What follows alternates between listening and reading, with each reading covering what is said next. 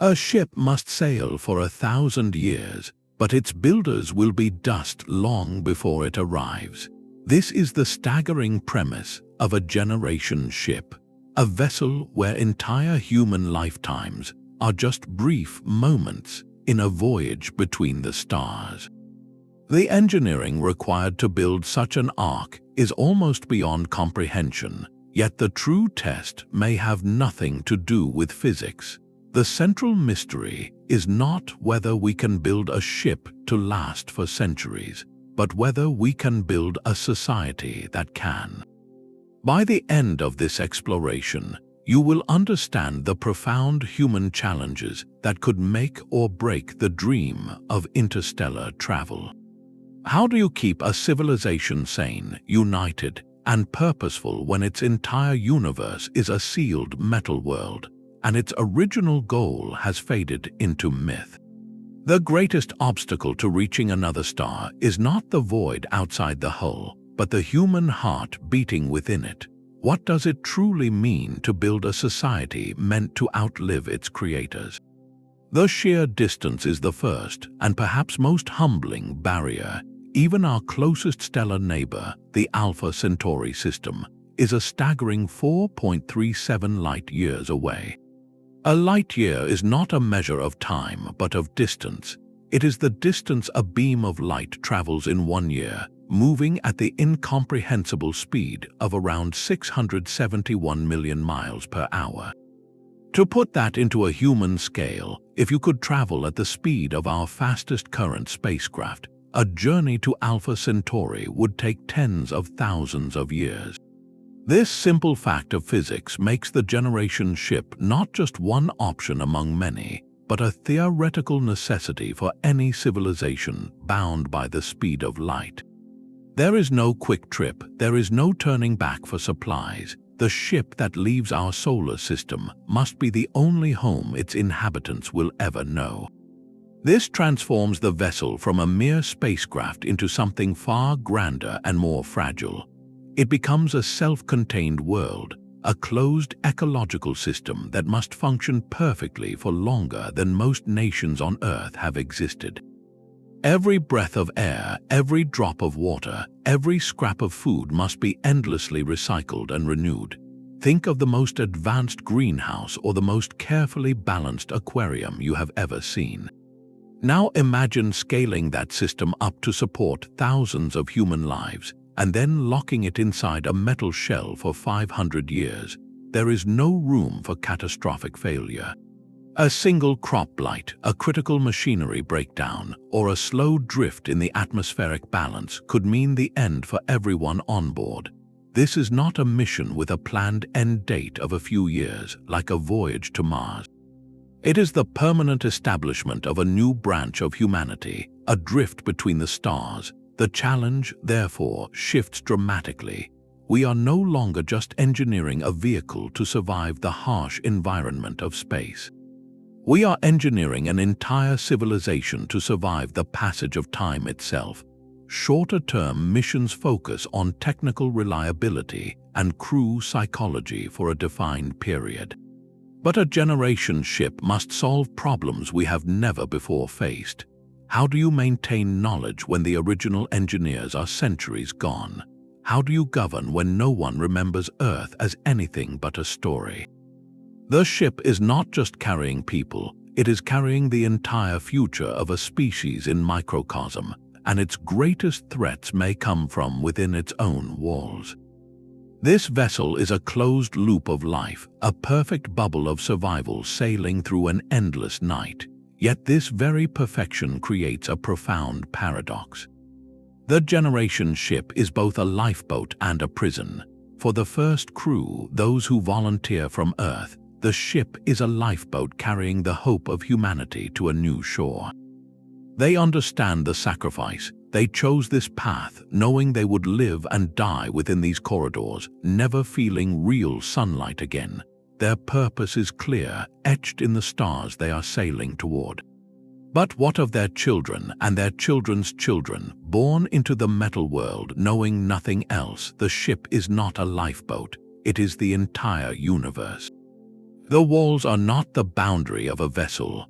They are the boundary of existence itself.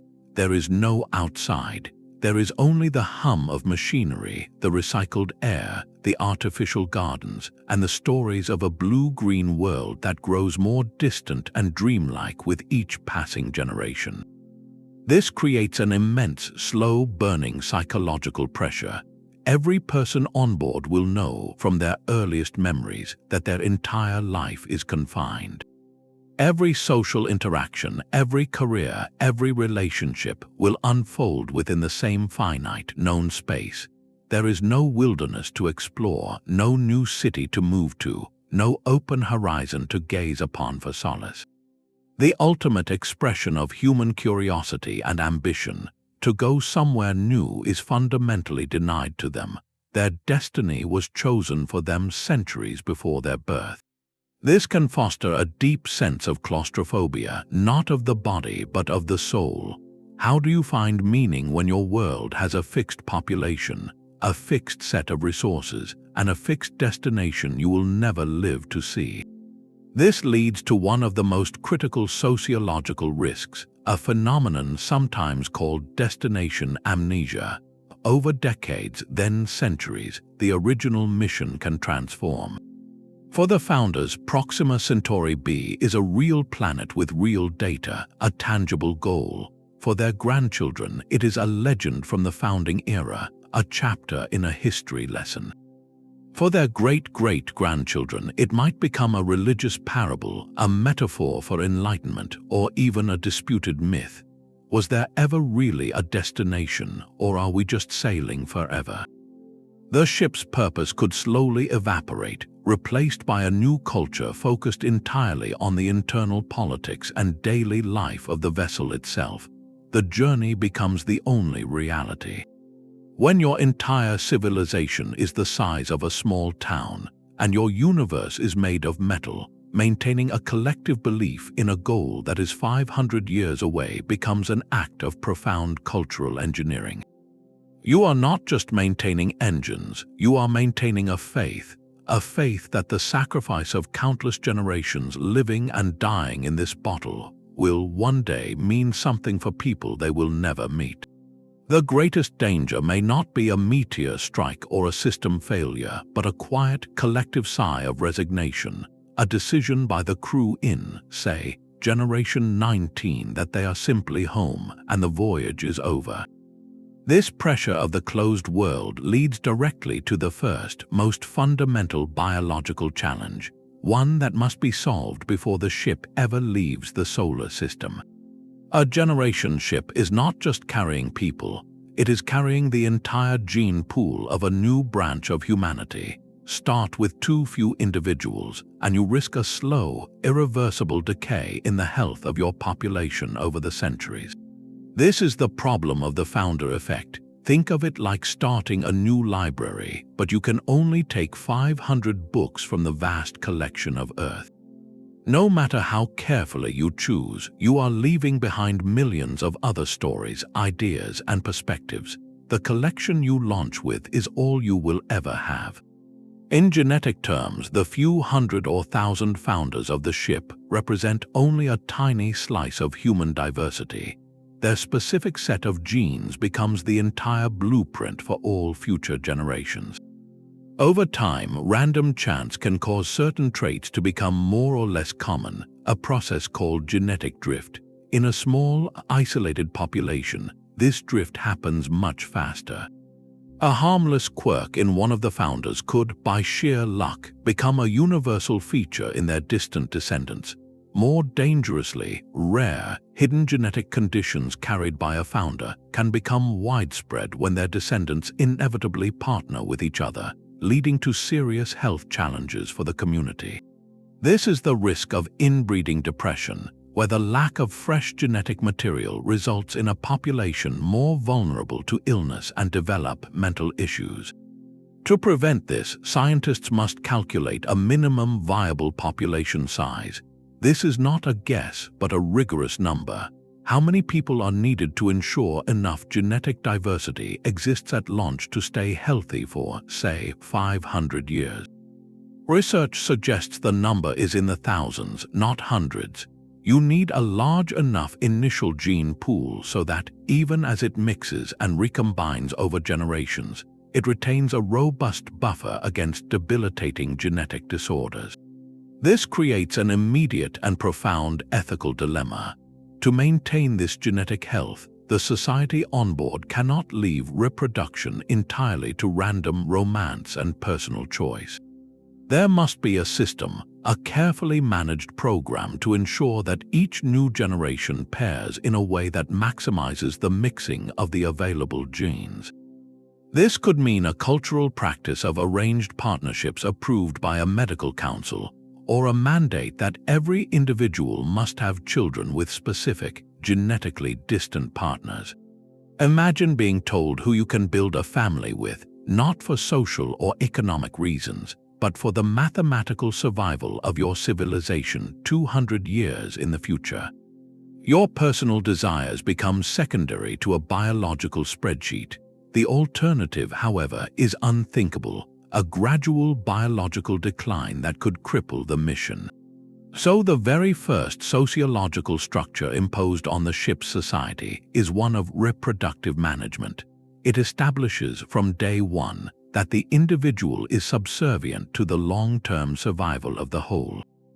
This foundational rule would shape every aspect of culture, family, and identity for centuries.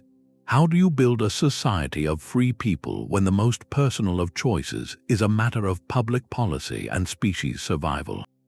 Reproductive management is just the first layer of control required for a multi-century voyage.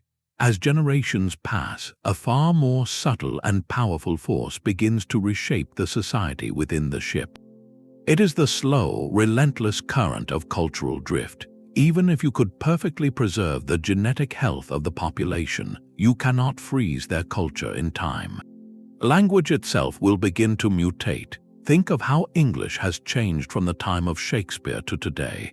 Words shift meaning, pronunciations evolve, slang is born and dies, and new idioms emerge from daily life. Now place that process inside a sealed environment, completely isolated from the billions of speakers back on Earth. The language of the founders, the language in which all the technical manuals, historical records, and mission commands are written, will not be the language spoken by their great-great-grandchildren. It will become their version of Latin or Old English, a formal, archaic tongue studied by scholars but not used in the corridors or gardens. The everyday speech of the ship will evolve to reflect its unique reality. New words will be invented for ship-specific phenomena, for social roles that have no Earth equivalent, for the strange emotional texture of life inside a world with no horizon. Old words for things like ocean, mountain, or forest may fade from common use, becoming poetic abstractions. Over centuries, this linguistic drift could become a chasm. A crew member from Generation 20 might struggle to read the original mission statement from Generation 1. The precise technical instructions for maintaining the life support systems, written in a now-dead dialect, could become dangerously ambiguous. This creates a paradox of preservation. How do you ensure critical knowledge is not lost in translation over time? You would need a dedicated class of linguists and archivists, a priesthood of meaning whose sole job is to bridge the growing gap between the past and the present. But even they would be interpreting the past through the lens of their own evolved language and culture. The original intent of the founders could slowly be filtered, reinterpreted, or even forgotten. The mission's purpose, so clear to the first crew, could transform into a set of symbolic rituals, their practical meaning eroded away by the gentle tide of new words and new thoughts. This linguistic evolution is merely the soundtrack to a deeper cultural transformation. Every tradition, every social norm, every concept of right and wrong will be tested and reshaped by the ship's isolated reality. A holiday meant to commemorate the launch from Earth might, after 300 years, become a harvest festival celebrating the ship's hydroponic gardens. A founding principle of individual liberty might gradually bend toward a stricter collectivism, deemed necessary for survival in the closed system. New social hierarchies could emerge, based not on earthly wealth or lineage, but on one's technical skill with the ship's systems or one's genetic value to the breeding program. Most intriguing and perhaps most dangerous is the inevitable birth of new belief systems. In the absolute darkness between stars, with the Earth reduced to a mythic point of light, the human mind will seek meaning. The ship itself, this massive, life-giving vessel sailing a predetermined course, could easily become the central object of veneration. It might be seen as a living entity, a god or a womb. The original mission to reach a new planet could be spiritualized into a quest for salvation or transcendence. Different sections of the ship, perhaps due to slight variations in resource allocation or social structure, could develop their own interpretations of these beliefs, leading to factions. A group living in the agricultural sectors might develop a nature-based theology, while the engineers in the reactor core might worship the principles of physics that keep them alive. These are not mere philosophical differences. When your entire universe is this ship, your beliefs about its purpose and your place within it define everything. A faction that comes to believe the voyage itself is sacred might violently oppose any attempt to end it by landing on a planet. Another group, convinced the original mission is a lie, might attempt to seize control and turn the ship around toward an Earth they have never known. The culture you launch is not the culture that will arrive. The challenge is not to prevent change, which is impossible, but to somehow guide this inevitable evolution so that the core mission, the survival of the species, is not lost in the process. You must build a society flexible enough to grow, yet steadfast enough to remember why it is growing in the dark. All of these slow cultural shifts point toward one inevitable and dangerous focal point, the question of power. Who gets to make the decisions when your world is a sealed ark? Designing a government for a generation ship is a problem with no historical precedent. It must be stable enough to prevent chaos, fair enough to maintain social cohesion, and yet flexible enough to adapt to crises the founders could never have imagined. Most critically, it must remain legitimate in the eyes of people who had no say in creating it. The first generation chose this life, but their descendants are born into it. A system that feels unjust or oppressive to Generation 10 could trigger a rebellion that fractures the ship's society from within. So what model of governance could possibly last for centuries? One approach is a rigid technocracy, a government of the experts. The ship's central computer, loaded with the knowledge of Earth's greatest thinkers and the complete mission parameters, could be given ultimate authority. It would make logical, optimal decisions about resource allocation, population management, and course corrections. A council of engineers and biologists would carry out its directives. This system prioritizes survival above all else. It is efficient and immune to the passions of politics, but it is also profoundly brittle. It cannot learn or innovate beyond its original programming. If a novel crisis arises, one the founders did not foresee, the system may have no answer. Worse, it creates a society of children where human agency is surrendered to an unfeeling machine. The crew becomes mere passengers tending the garden of a god they do not understand. This can lead to a dangerous cultural outcome, sometimes called a cargo cult mentality. The original purpose of the technology is forgotten, and it becomes an object of ritual. Crew members might perform maintenance procedures by rote, with no understanding of the underlying science, simply because the manual says to do so. If the central computer ever failed, the society could collapse into helplessness, having lost the capacity for independent critical thought. At the opposite extreme lies a full democracy, where every adult crew member has an equal vote on all major decisions. This system champions individual liberty and collective buy-in. it feels fair, but on a generation ship, it contains a fatal flaw. What if the population votes to do something that threatens the long-term survival of the mission?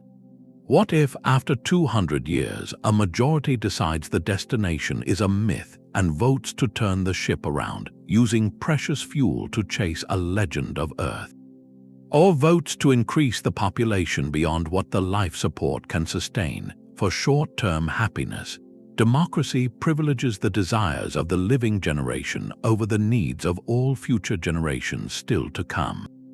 The mission itself could be voted out of existence. A third path attempts to balance these extremes, a merit-based council of elders or experts chosen for their wisdom and skill.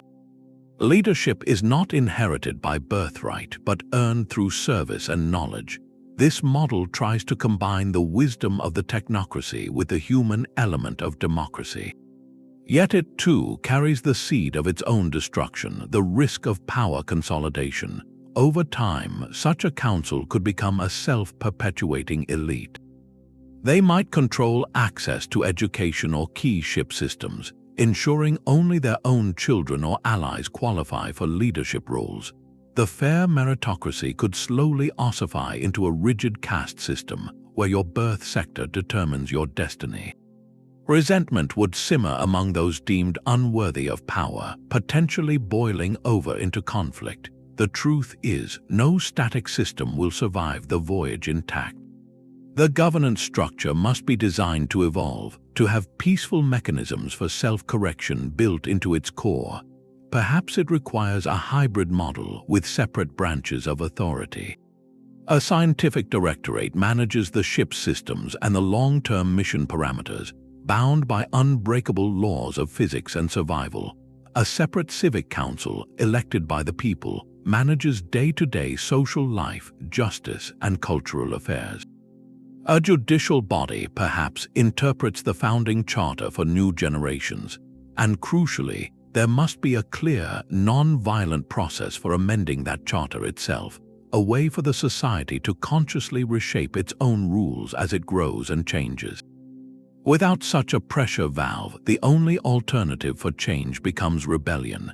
A failed coup or a civil war inside a generation ship is not just a political event. It is an existential threat. Damage to the life support systems, the loss of key personnel, or even the diversion of attention from critical maintenance could doom everyone. The governance challenge, therefore, is the ultimate test of foresight. You are not just writing a constitution for the people who launch. You are writing one for their grandchildren's grandchildren, people who will see your rules not as a liberation, but as a chain handed down by distant ancestors. Can you create a system that they will choose to uphold, not because they must, but because they believe in its justice? The stability of the ship and the fate of the mission depends on that fragile, evolving contract between the past and the future.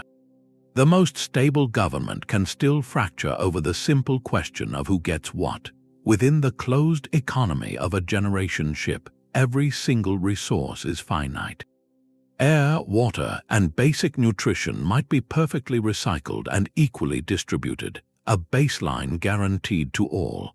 But human societies are not built on baseline survival alone.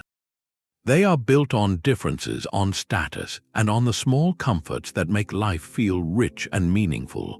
In this environment, the concept of scarcity undergoes a dangerous transformation. It shifts from an absolute physical shortage to a powerful psychological force, a perception of inequality that can poison a society from within. Imagine a community where everyone has enough bread, but only a few have access to jam. Over time, that jam becomes more than a condiment. It becomes a symbol, a marker of a hidden hierarchy. On a ship sailing for centuries, the jam could be anything that breaks the monotony of the engineered world. It might be a coveted living quarters with an actual viewport to the stars, a rare and precious thing when most walls are solid metal. It could be priority access to the most immersive virtual reality suites, offering a fleeting escape to digital forests or beaches. It might be a small, specially allocated portion of real fruit grown in a botanical exhibit, a taste of an earth that no one has ever known, in a place where every experience is curated and every object is functional. These luxuries become the ultimate currency. They are not necessary for life, but they are intensely desired for the soul. The question of who controls them and who gets to enjoy them creates an invisible architecture of class. If these privileges are tied to one's job, perhaps the navigation officers get the best viewports, or the senior botanists control the fruit, then a professional hierarchy hardens into a social caste. Your birth could determine not just your career path, but your quality of life in the most intimate, sensory ways. This perceived inequality is a slow burning fuse. The first generation might accept it as a necessary reward for critical expertise, but by the 5th or 10th generation, the original justification fades. The family living in the dim interior corridors who have never seen a real star will not remember why the descendants of the first captain still occupy the panoramic observation deck. They will only know the injustice of it. They will feel the scarcity of beauty, of wonder, of a fundamental human experience, and they will know it is being hoarded by others. This sense of relative deprivation can breed a deep and lasting resentment. It can manifest as social friction, as a loss of faith in the system's fairness, or as a motivation for factions to form.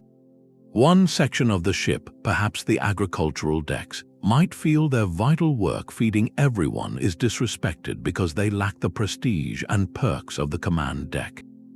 They could begin to see themselves as an exploited underclass, the essential engine of the ship that is denied its share of dignity.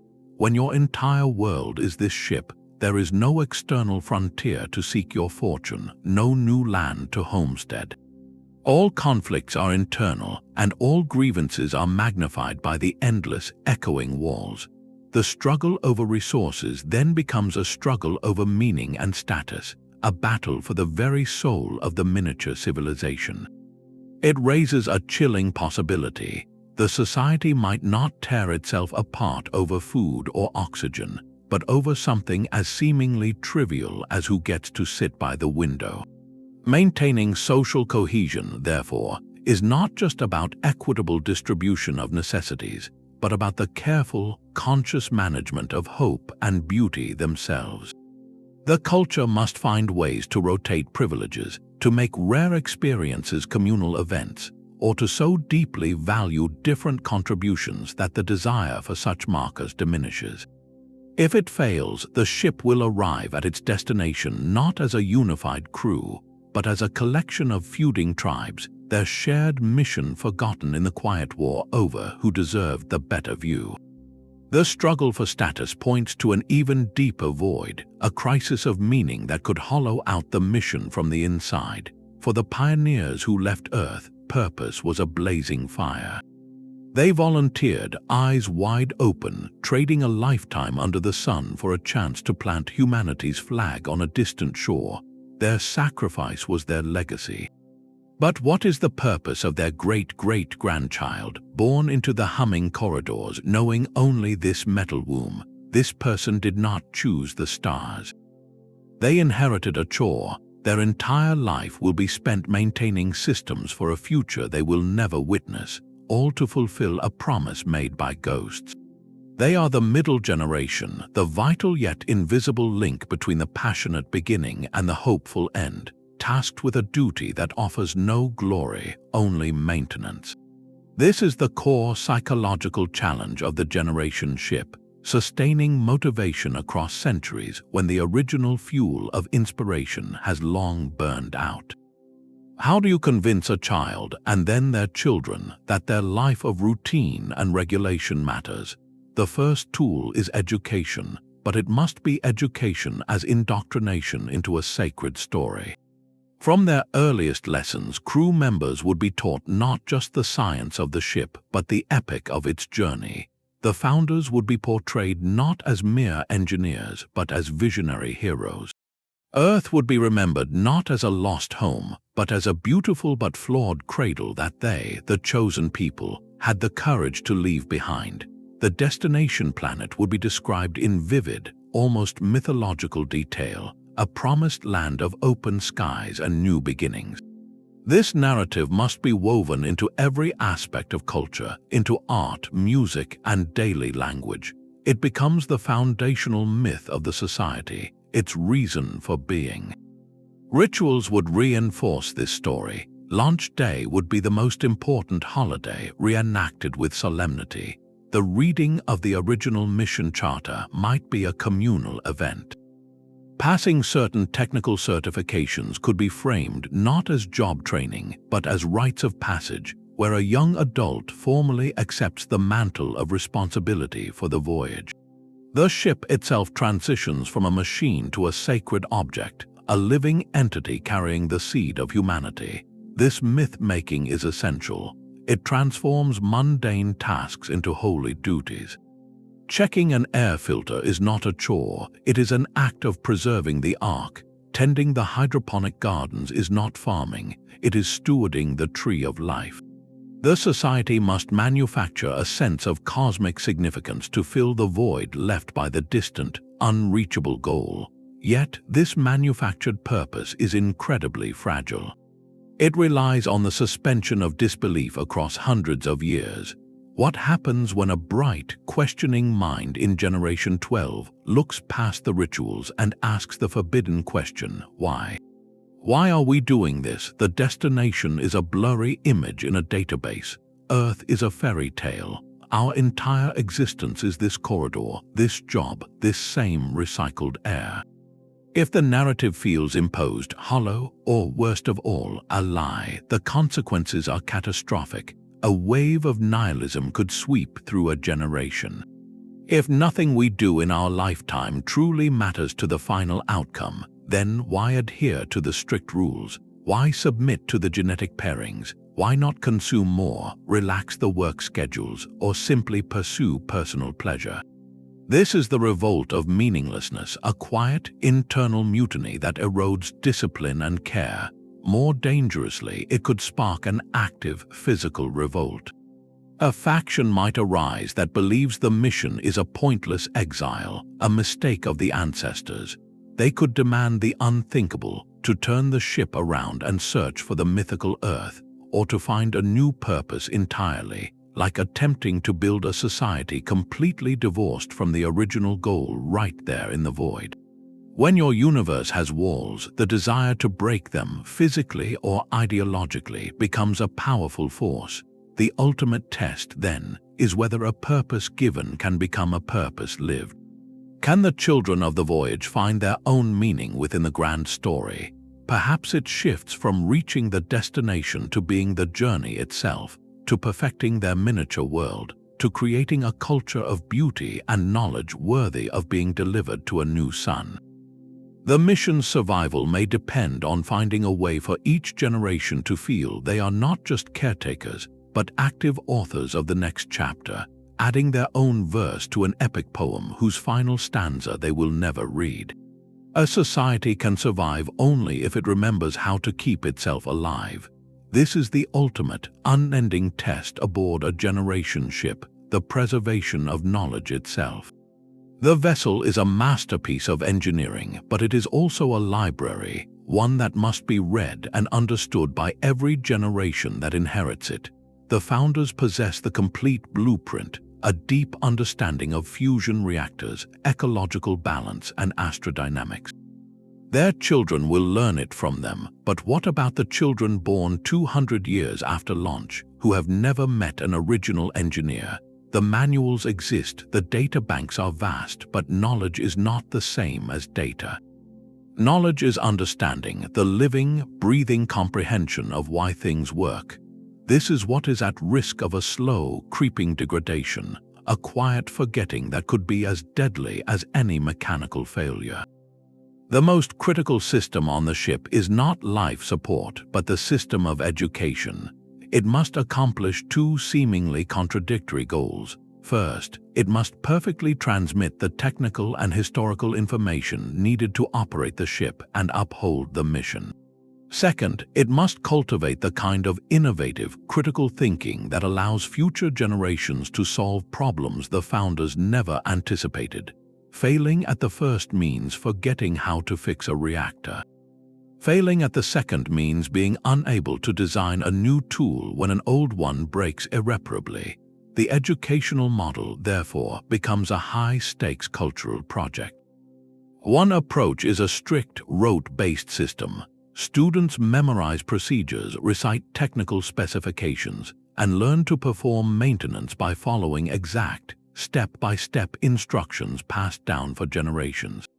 This ensures consistency and minimizes human error. In the short term, it is safe, but over the long arc of centuries, it breeds a dangerous fragility.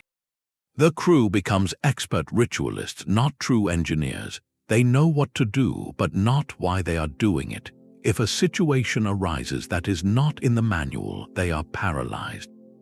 The underlying science becomes a kind of magic, a set of incantations whose logic has been lost. This is how a cargo cult mentality takes root, where the purpose of technology fades into superstition. A technician might replace a worn component because the ritual says to do so every 10 years, with no grasp of the physics of where that determined that interval.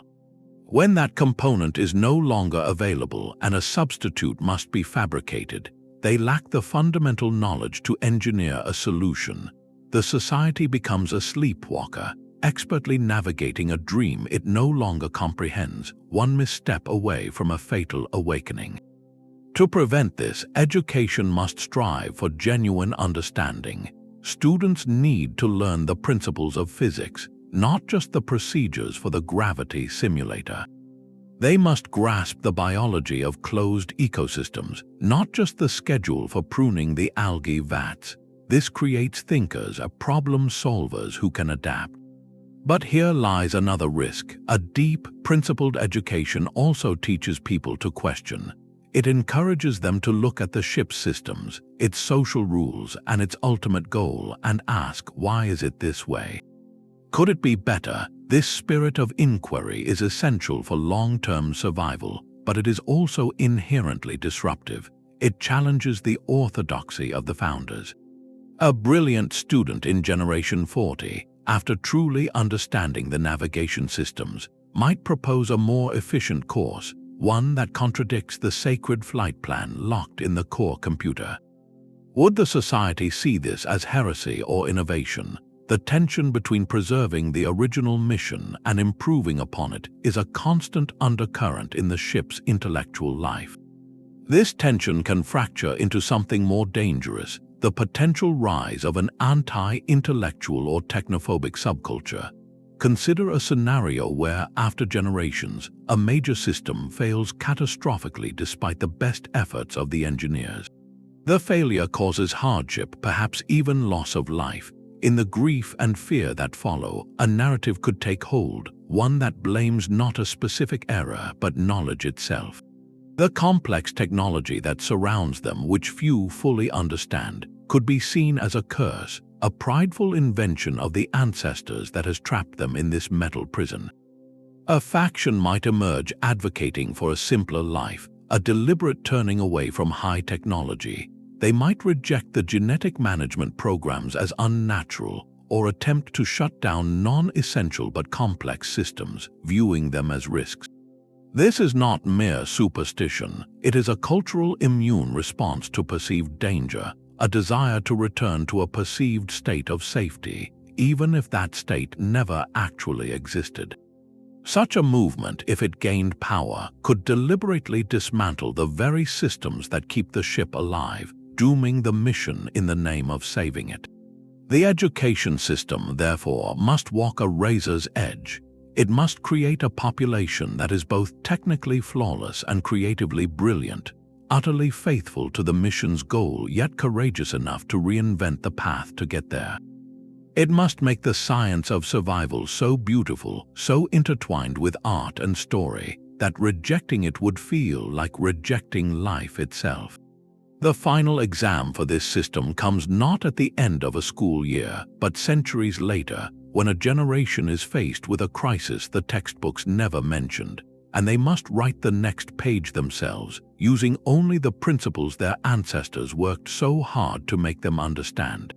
The need for specialized roles creates the very architecture of social division. In any complex society, people perform different functions, but on a generation ship, these functions are not just jobs, they are the pillars of survival. This natural specialization over time can harden into something far more rigid and dangerous, a social stratification that reshapes human destiny within the metal walls. Imagine the clear, necessary divisions from the very beginning. You have the technical specialists, the men and women who live and breathe the ship's core systems. We could call them the engine crew. Their domain is the reactor core, the propulsion systems, the kilometers of wiring and circuitry that are the ship's nervous system. Their knowledge is esoteric, mathematical, and absolutely critical. A mistake in their sector could mean instant, catastrophic failure. Then you have the life support specialists, the garden crew. They are the stewards of the closed ecosystem, the farmers, botanists, and chemists who maintain the air scrubbers, the water recyclers, and the vast hydroponic bays that feed everyone. Their work is a slow, constant dance with biology, ensuring the balance of the entire artificial biosphere. And you have the command lineage, the officers trained in navigation, mission management, and the long-term strategic decisions. They interpret the data, plot the course, and are the custodians of the original mission's intent. In the early generations, these are simply professions, chosen by aptitude and training. A brilliant child from the garden sector could study hard and earn a place in command. An engine technician's daughter could discover a passion for botany. Social mobility exists because the mission needs the best minds in the right roles, regardless of origin. But as decades become centuries, a subtle shift occurs. Specialization starts to become identity. The engine crew, working in the noisy, vibration-filled heart of the ship, develop their own slang, their own rituals, their own unique culture born of constant proximity to immense power. They might see themselves as the true keepers of the ship's soul, the ones who understand its raw, driving force.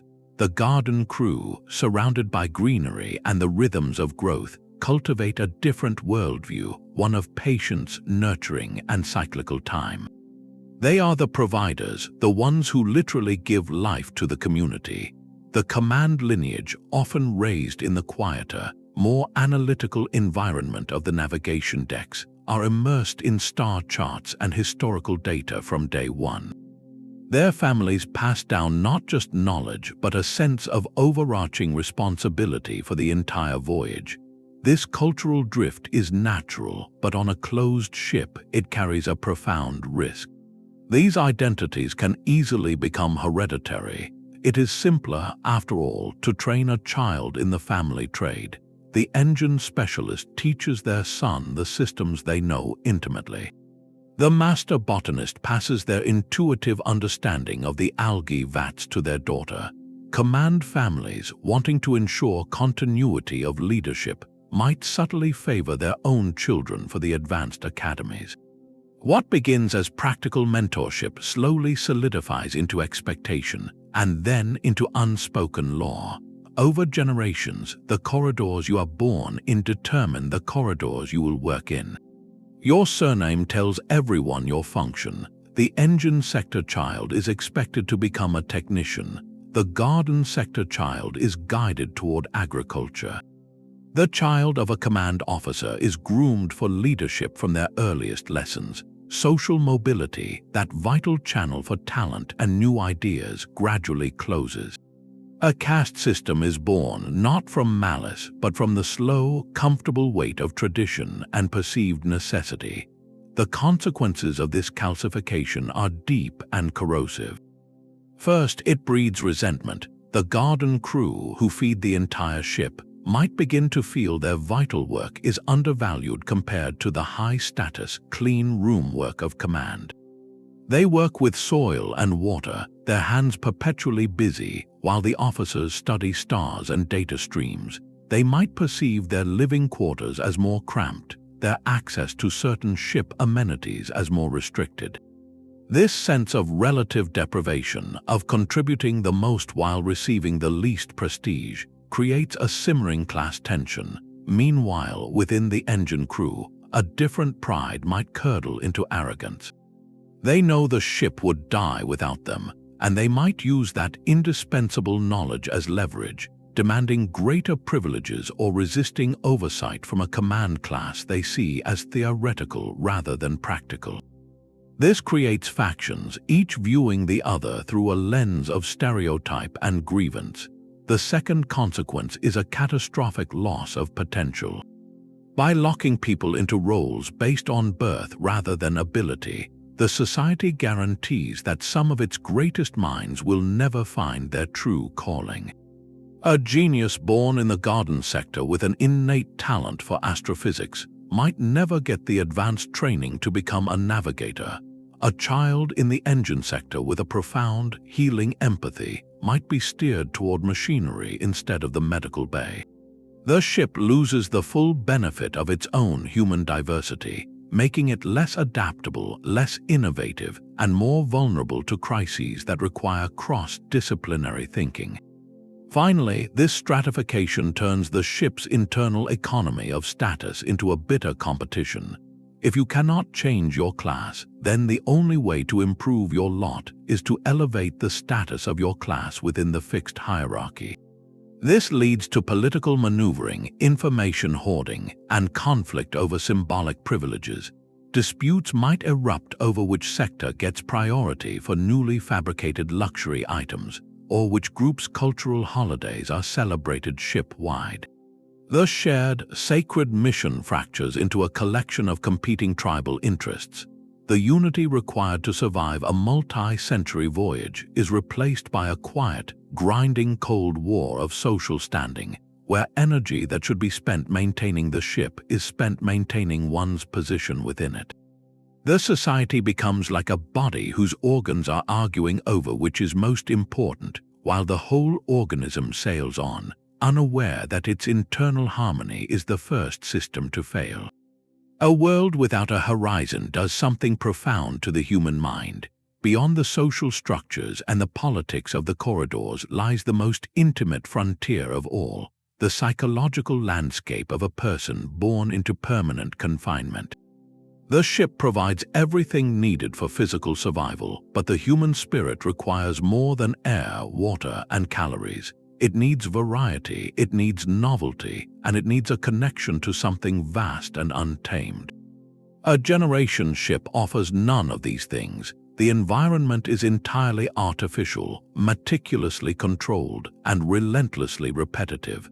The lighting follows a precise, unchanging cycle, mimicking a day but never truly delivering a sunrise. The air smells of recycled oxygen and faint machine oil, never of rain or pine or soil after a storm. The only sounds are the eternal hum of machinery, the murmur of voices, and the rustle of synthetic fabrics. There is no weather, no seasons, no unpredictable beauty of a cloud formation or the calming rhythm of waves. This sensory poverty, this lack of organic chaos, can lead to a slow, creeping psychological erosion. One documented phenomenon in extreme, confined environments like polar research stations or long-duration space missions is sometimes called solipsism syndrome. It is not a clinical diagnosis, but a collection of symptoms that emerge from sensory monotony and social isolation. Individuals may become irritable, withdrawn, and find it increasingly difficult to concentrate or feel motivated. The world outside their own thoughts can begin to feel less real, less vivid, as if the mind, starved for external stimulation, turns inward until the interior world becomes the only one that matters. On a generation ship, this would not be a temporary condition for a few specialists, but the baseline human experience for centuries. Every person on board would be at risk. To combat this, the ship's designers would need to become architects of the mind. Simulated nature would not be a luxury, it would be a critical life support system. Vast interior spaces, perhaps entire decks, would be dedicated to biomass, not just for food production, but for psychological respite. These would be immersive gardens with artificial but convincing skies, recorded bird songs, and winding paths through genetically curated plants. The goal would be to create an illusion so persuasive that the brain can, for a moment, forget it is inside a metal shell. The sensory input must be deliberately varied, introducing elements of gentle surprise, like changing light patterns to simulate passing clouds or releasing subtle, calming scents at different times. Virtual reality could offer another layer of escape, allowing crew members to hike through digital forests, swim in oceans, or even visit reconstructions of earthly cities, maintaining a cultural and emotional link to the planet of origin. Yet, even the most perfect simulation is a known quantity. You can walk the same digital forest path 1,000 times. The brain eventually learns the boundaries of the illusion, and the hunger for genuine novelty remains. This is where psychological support systems become as vital as the air filters. The society would need to normalize mental health care from childhood, not as a sign of weakness, but as routine maintenance for a challenging environment. Counselors, perhaps called environmental therapists, would help individuals process the unique grief of a life without open skies, helping them find meaning and anchor their identity within the ship's culture. Creative expression would be championed not as a hobby, but as a survival skill, a way for people to process their experience and generate the novelty the environment lacks. The societal impact of failing to address this is profound. Widespread, untreated feelings of low mood, anxiety, or a deep apathy would not just be personal tragedies, they would be operational catastrophes. A population struggling with motivation is a population that makes mistakes. A technician feeling a sense of hopelessness might perform a maintenance check with less care. A gardener battling a lack of energy might miss the early signs of a crop blight. Social cohesion frays when everyone is carrying a private burden of melancholy, making conflicts harder to resolve and collective purpose harder to sustain. The mission's success depends on thousands of individuals, day after day, choosing to be diligent, careful, and cooperative. That choice becomes infinitely harder when the world feels gray, small, and eternally the same. The ultimate challenge, then, is to design not just a habitat for bodies, but a sanctuary for minds, to understand that the most delicate and essential system on the ship is the human psyche, and it requires its own kind of careful, endless cultivation. Even the most perfectly designed society cannot eliminate human conflict. Within the sealed world of a generation ship, where every action carries weight for centuries to come, the concept of crime transforms. It is no longer just a violation of social norms, it becomes an existential threat against the entire community. A minor act of rebellion on Earth might be a misdemeanor, but the same act on the Ark could unravel the mission. So what would be considered a capital offense in this floating civilization? The most dangerous crimes would be those that attack the pillars of survival. Hoarding is a prime example. Imagine a person driven by fear or greed, secretly diverting water or stockpiling nutrient bars in their quarters.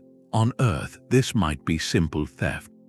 On the ship, it is an act of slow sabotage against the closed ecological system. It creates an invisible deficit, a lie in the inventory that could lead planners to believe they have more resources than they do. If a crop failed, the hidden hoard could mean the difference between rationing and starvation for others. The crime is not against a person, but against the fundamental principle of absolute shared destiny. Similarly, tampering with the ship's systems out of curiosity, malice, or a misguided attempt to improve them would be among the gravest offenses.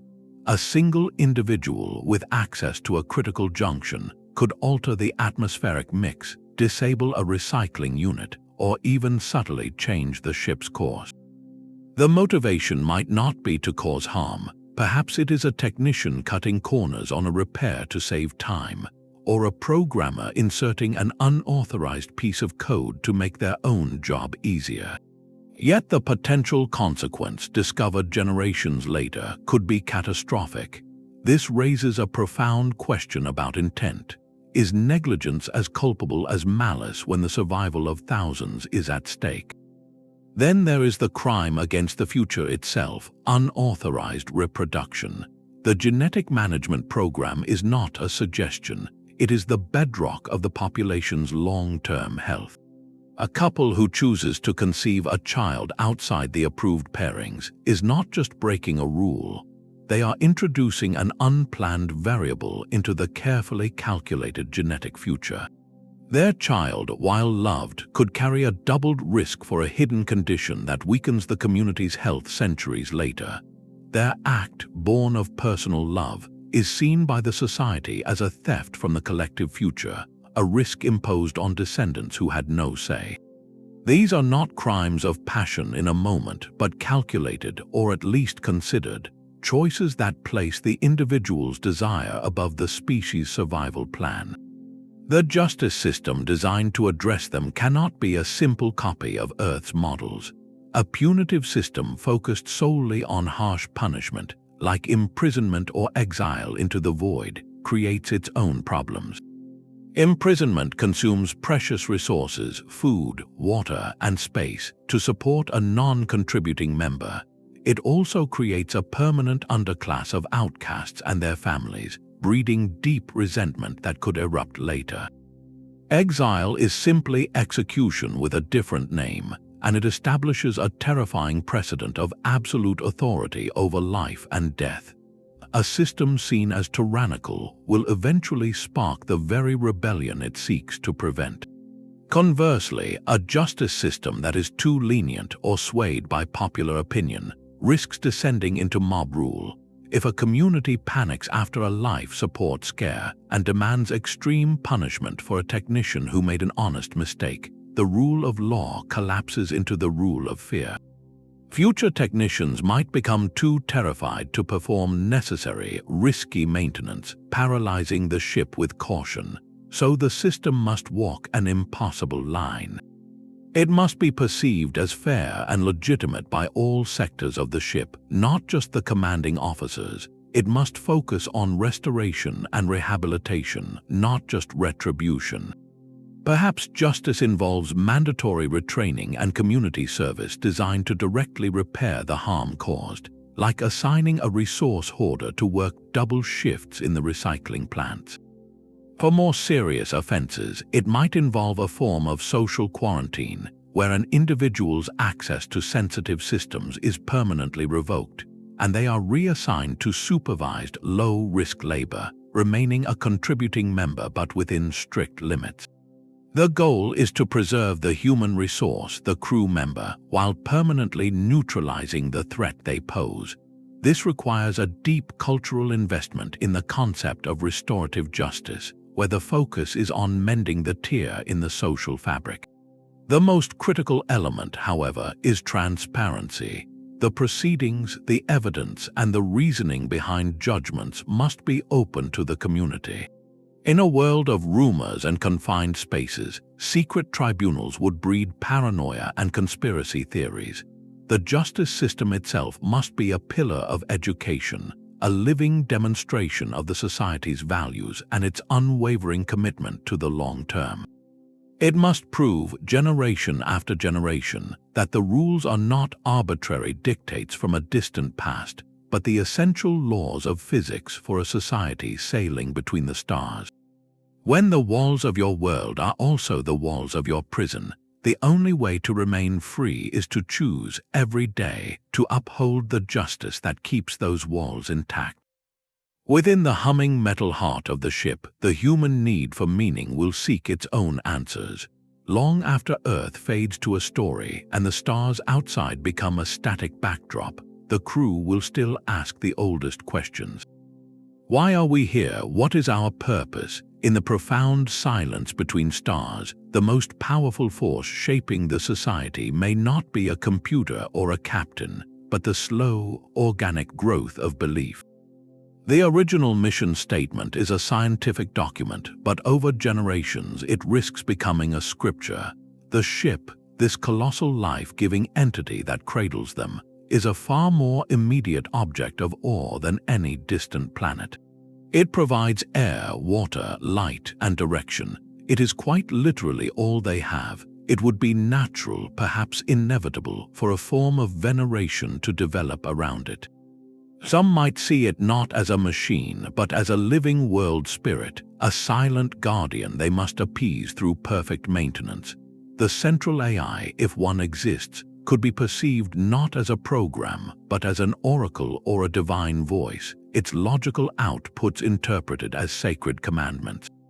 The destination planet, known only through sensor data and artists' renderings, transforms into a promised land, a heaven awaiting the faithful at the end of their long pilgrimage. These beliefs are not signs of ignorance, they are a psychological adaptation, a way to clothe the cold, hard facts of their existence in a narrative of cosmic significance. They provide comfort, answering the terrifying void outside with a story of purpose. They offer social cohesion, uniting the crew with shared rituals and a common identity as the chosen people on a sacred journey. A holiday celebrating the ship's launch anniversary becomes a high holy day.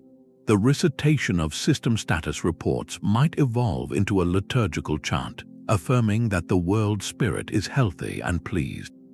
This shared faith can be a powerful stabilizer, fostering cooperation, encouraging meticulous care for the vessel, and helping individuals accept the sacrifices required by their life.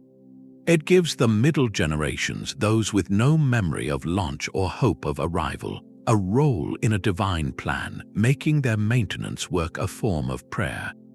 Yet this same powerful force contains the seeds of catastrophic instability. The moment a belief system crystallizes, the potential for schism appears. Interpretation is everything. One group, perhaps the engineers, might view the ship as a perfect creation to be preserved exactly as the founders built it, seeing any modification as sacrilege. Another group, maybe the gardeners, could believe the ship is a growing, evolving entity that they are meant to nurture and help change. A third might focus entirely on the destination as a literal paradise, demanding all resources be poured into arrival preparations, even at the cost of the ship's present health. These are not just philosophical disagreements, they are competing visions for the soul of the mission and the practical use of finite resources. A more extreme risk is fundamentalism, a hardening of belief into absolute, uncompromising dogma. If a crisis strikes, like a serious system failure or a food shortage, a charismatic leader could rise, claiming it is punishment for straying from the true path. They might demand a purge of unbelievers, a radical change in course, or the abandonment of scientific protocols in favor of pure faith-based rituals. When survival is at stake, people are vulnerable to the clear, if dangerous, certainty offered by fundamentalist answers. The most profound conflict, however, could be between the secular and the sacred, a quiet war for the ship's soul. The official chain of command, the mission control officers and scientists, are the custodians of the original technical mission. Their authority is based on data, physics, and the founding charter. But what happens when a religious authority, speaking for the majority of the crew, declares that the ship's AI has revealed a new course, or that the destination is a myth, and their true purpose is to sail forever as a celestial monastery? The secular officers would see this as a mutiny against reason, a threat to the survival of all.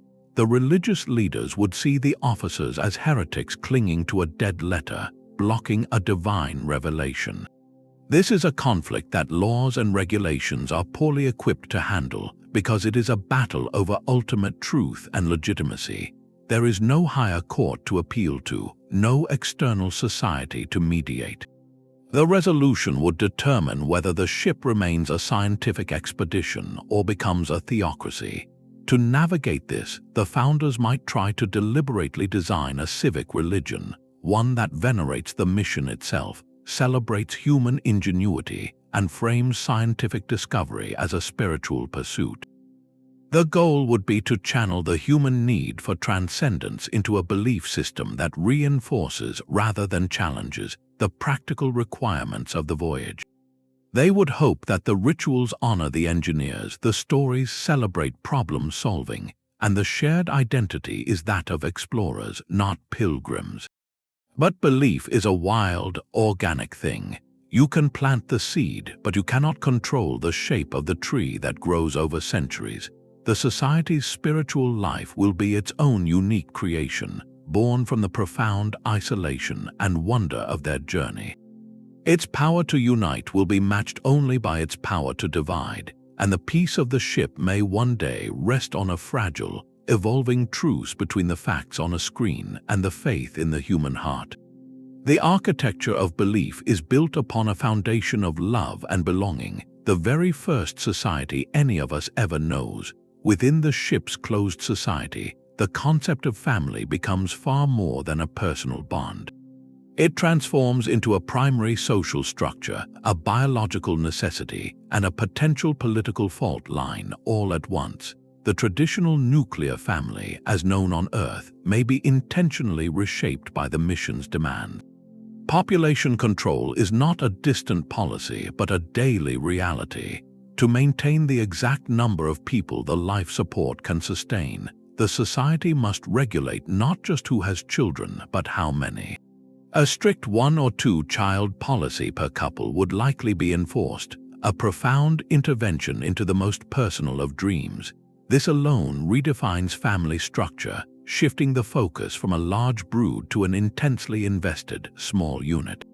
But the design goes deeper. Given the need for genetic management, the idea of marriage itself might be reimagined. Pairings could be formally arranged or strongly encouraged by a council of geneticists and sociologists, seeking to optimize both biological diversity and social compatibility. A couple might be partnered not just for romance, but for complementary skills, psychological profiles, and their place in the long-term genetic tapestry. The emotional bond would be hoped for, but the social function is predetermined. This creates a fascinating tension. The family unit is both the core of personal happiness and a state-sanctioned institution for species propagation. Child rearing, therefore, becomes a communal concern, with every child representing a precious, planned investment in the future. Their upbringing is too important to leave entirely to chance. Education starts early, often in communal creches, where children are socialized into the ship's culture and assessed for their aptitudes. Parents are not sole authorities, but co-guides alongside teachers, mentors, and the ever-present needs of the mission. In this environment, kinship networks expand in importance. With a small, static population, everyone is, or quickly becomes, related. Your cousins are your classmates, your aunts and uncles are your supervisors in the gardens or the engine room. This creates a social fabric of incredible strength. Trust is built on deep, multi-generational bonds. A culture of collective responsibility is woven into daily life, as you are not just caring for a colleague, but for a member of your own extensive family tree. This network provides a powerful safety net, ensuring that no one is truly alone and that knowledge is passed down through intimate, trusted channels. A master engineer is not just teaching an apprentice, they are teaching their niece or grandchild, investing their legacy directly into their bloodline. Yet, this very strength contains a dangerous weakness, the perennial risk of nepotism. When your world is run by interwoven families, merit can become blurred with loyalty. A sector supervisor might naturally favor their own kin for promotions or desirable assignments, believing they understand them best and can trust them implicitly. Over generations, this can solidify into clan-based politics. Certain families become associated with and eventually dominate key sectors of the ship. The command deck is run by the descendants of the original navigation officers. The life support systems are the domain of a few interconnected gardening dynasties. The reactor core is controlled by a single, insular technical lineage. What begins as practical mentorship becomes an inherited right to power. This balkanizes the ship's society. Loyalty shifts from the mission as a whole to one's own clan. Decisions are evaluated not for their benefit to the voyage, but for their advantage to a particular family network. Resources, privileges, and information become commodities to be traded or hoarded within these kinship groups. Inter-family rivalries, perhaps originating from some slight generations ago, can fester into cold wars, disrupting cooperation. A family in charge of water recycling might subtly ration resources to a rival family in command, using technical necessity as a cover for a centuries-old grudge. This fragmentation turns the unified crew into a collection of medieval fiefdoms, each ruling its own corridor, their shared starry purpose obscured by the politics of lineage and surname.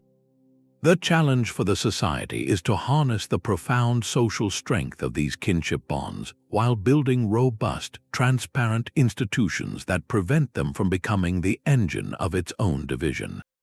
Can they create a culture where you honor your family, but you serve the ship? The same meticulous care that keeps the ship alive could slowly suffocate its ability to change. This is the quiet paradox of the generation ship, a society that must be both a perfect museum and a living laboratory. Its primary directive is preservation, maintaining every system exactly as the founders designed it, for even a small deviation could cascade into disaster over centuries. This culture breeds an intense, necessary risk aversion. Experimentation becomes a frightening word. Why would you alter a water purification process that has worked flawlessly for 200 years? Why redesign a crop rotation schedule when the current one provides stable yields? The mindset shifts from, how can we improve this, to, how do we keep this exactly the same? Innovation is seen not as progress, but as a threat to the delicate, proven balance that sustains all life. The engineers and technicians become curators of a sacred artifact, their highest praise being that nothing has changed on their watch. Yet deep space is not a museum. It is an environment of unknown unknowns. The founders, for all their genius, could not foresee every challenge their descendants would face. Perhaps a new strain of fungus evolves in the hydroponic bays, resistant to all known treatments. Maybe a subtle, cumulative effect of cosmic radiation slowly degrades a critical polymer in the reactor shielding, a problem that manifests only after 3 centuries. The ship will eventually encounter a crisis for which the original manuals have no answer. At that moment, a society trained only in preservation will find itself paralyzed. The creative spark, the ability to look at old tools and imagine new uses, the courage to try a solution that has a chance of failure, these muscles will have atrophied from disuse. The very cultural traits that ensured survival for generations could now prevent the adaptive leap required to save it. The crew might possess all the raw knowledge, but lack the ingrained habit of bold, iterative problem solving. They would be like master musicians who can play a symphony perfectly from sheet music, but freeze if asked to compose a new song on the spot. The crisis would demand innovation, but the society would be psychologically and institutionally wired only for repetition. This is the threat of technological stagnation, where the ship sails on, perfectly maintained, until it meets a problem its perfect maintenance cannot solve. This aversion to risk creates a deeper, more chilling possibility, not just a halt in progress, but an actual slide backward. Technology is not a static monument. It is a living tradition of understanding. It requires not just manuals but the practiced intuition of skilled hands and questioning minds. If a key piece of technology suffers a catastrophic failure, the consequences could echo through centuries. Consider the ship's primary data core, the library containing everything from reactor schematics to historical archives. Suppose its storage medium, after 500 years of service, suffers a physical degradation that the routine maintenance protocols never anticipated. Large sections of data become corrupted or inaccessible. The technical specialists consult their own copies of the manuals, but those manuals were written with the assumption that the primary core would always be available for cross-reference. The knowledge becomes fragmented, like a puzzle with half the pieces missing. The society now faces a double burden. They must physically repair or replace the data core, a monumental engineering task, while also reconstructing the lost knowledge from incomplete secondary sources and human memory. This is where a dark age can begin. As teams struggle, they make pragmatic shortcuts. They focus on restoring immediate function, not underlying principle. They create new, simplified procedures that work, but that no one fully understands. The deeper theory behind the technology, the physics and material science, fades first because it seems less urgent than the practical fix. Over a few generations, the ship is still flying, but on a foundation of increasingly opaque rituals. The technicians who replaced the data core might be celebrated as heroes, but their great-grandchildren, using the system they built, will know only the incantations to keep it running. The original, elegant design logic is gone, replaced by a patchwork of lore and superstition. A once unified, comprehensible technological ecosystem fragments into isolated pockets of know-how. The garden crew understands their biosphere, but not the chemistry of the fertilizers they use. The engine crew can follow the startup sequence, but cannot derive the equations that govern the reactor's stability. The society regresses not to primitive tools, but to a state of sophisticated ignorance, surrounded by functioning magic they dare not alter. They become caretakers of a legacy they no longer comprehend, sailing onward by momentum alone, hoping the ancient, poorly understood machines do not ask a question for which they have lost the language to answer. The ultimate test is whether a culture of perfect maintenance can also cultivate the fragile, disruptive flower of creativity, preserving not just the ship's body but its mind. The most profound silence on the ship might be the one from home. Even if a generation ship maintains a communications link with Earth, physics ensures it is a conversation of ghosts. Radio waves travel at the speed of light, but across interstellar distances, that speed feels agonizingly slow. A message sent from Earth to a ship halfway to Alpha Centauri would take years to arrive. The reply would take years to come back. A simple question and answer could span a human lifetime.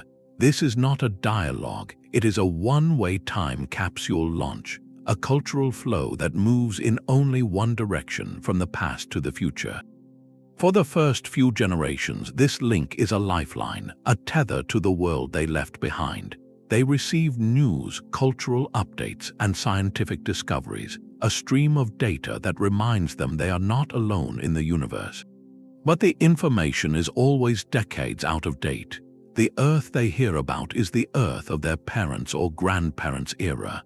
The music, the fashion, the political leaders, all are historical artifacts by the time they are received.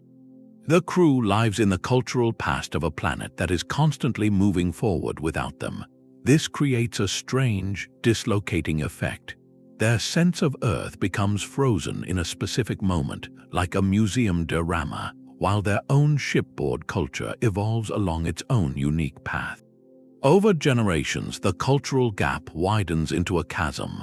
The people on Earth who continue to innovate and change at a rapid pace might eventually see the generation ship as a quaint relic, a living history project sailing into oblivion. The crew, receiving these increasingly alien broadcasts, might begin to see Earth not as home, but as a strange, distant cousin whose values and interests have diverged wildly from their own. The tether of communication meant to bind could instead emphasize their profound isolation. This can foster two powerful, opposing emotional currents on board.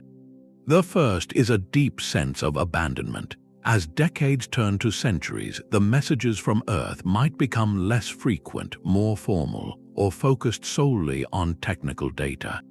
The vibrant cultural stream dries up, replaced by bureaucratic updates. To the crew, this can feel like being forgotten, like a child's letters sent home from a long journey that are never answered. The emotional weight of their sacrifice, of living and dying in a metal bottle, feels unacknowledged by the world that sent them. They are out of sight and thus out of mind.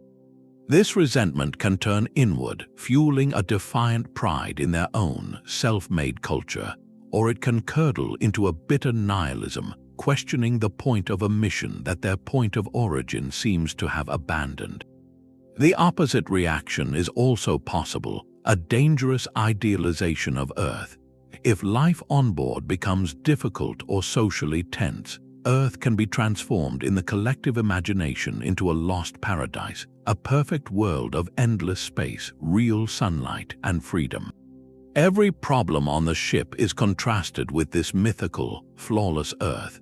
This idealization makes the current reality seem unbearable and can spark movements to reject the mission entirely, to turn back or to demand impossible changes to replicate an Earth that never truly existed in that form.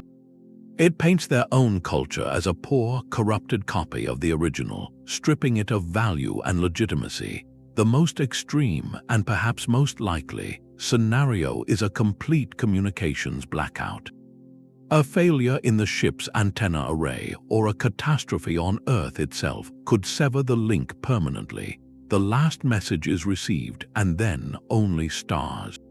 For a society already psychologically adapted to delay, the final silence would be a different kind of shock. The comforting, if outdated, background noise of home vanishes. The universe becomes immeasurably larger and quieter.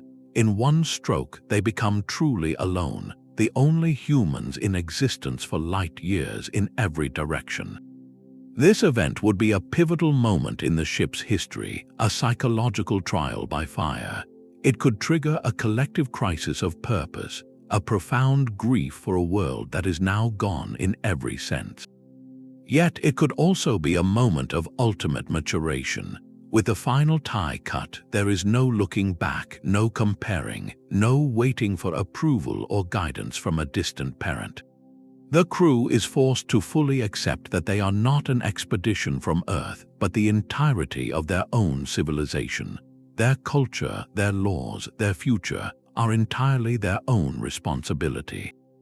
The mission transforms from a task assigned by another world into a sacred covenant they have made with themselves and their descendants. The blackout, while terrifying, could be the catalyst that finally forges a unified, independent identity, one no longer looking over its shoulder at a receding point of light, but facing forward into the dark as the sole authors of their own story. The deepest ethical question aboard a generation ship is not about resources or governance, but about freedom. Every child born within those metal walls inherits a life they did not choose, a destiny sealed centuries before their first breath. They are born into a permanent voyage, a confined existence, and a societal purpose handed down like an heirloom they are not permitted to refuse. This raises a profound philosophical challenge that strikes at the very heart of the mission's justification. Can we ethically create a lineage of people whose fundamental circumstances, their entire world, were decided for them by ancestors they will never meet? From one perspective, the founding crew makes an immense sacrifice, giving up their own lives under an open sky so that humanity might have a future among the stars. They see themselves as pioneers, planting a seed that will grow into a new branch of the species. In this view, the children born on the ship are not prisoners, but beneficiaries of a grand inheritance. They are given life purpose and the chance to be part of something monumental, the continuation of a journey that will culminate in the birth of a new world. The founders might argue that all parents make choices that shape their children's lives, from where they live to what values they teach. On a cosmic scale, they are simply making the most consequential parental choice imaginable, gifting their descendants a role in the greatest story ever told. The mission itself becomes a kind of promise, a covenant between generations, where the duty of those born en route is to honor the sacrifice of those who came before by carrying the torch forward. Yet the opposing view carries a heavy moral weight. There is a stark difference between a parent choosing a neighborhood and a founding generation choosing a universe. The children of the ship have no alternative, no exit, and no possibility of a different life. Their world has literal boundaries, and their societal roles are often predetermined by genetic and social engineering aimed at mission survival. They are born into a contract they never signed, bound by rules crafted to solve problems from a bygone era.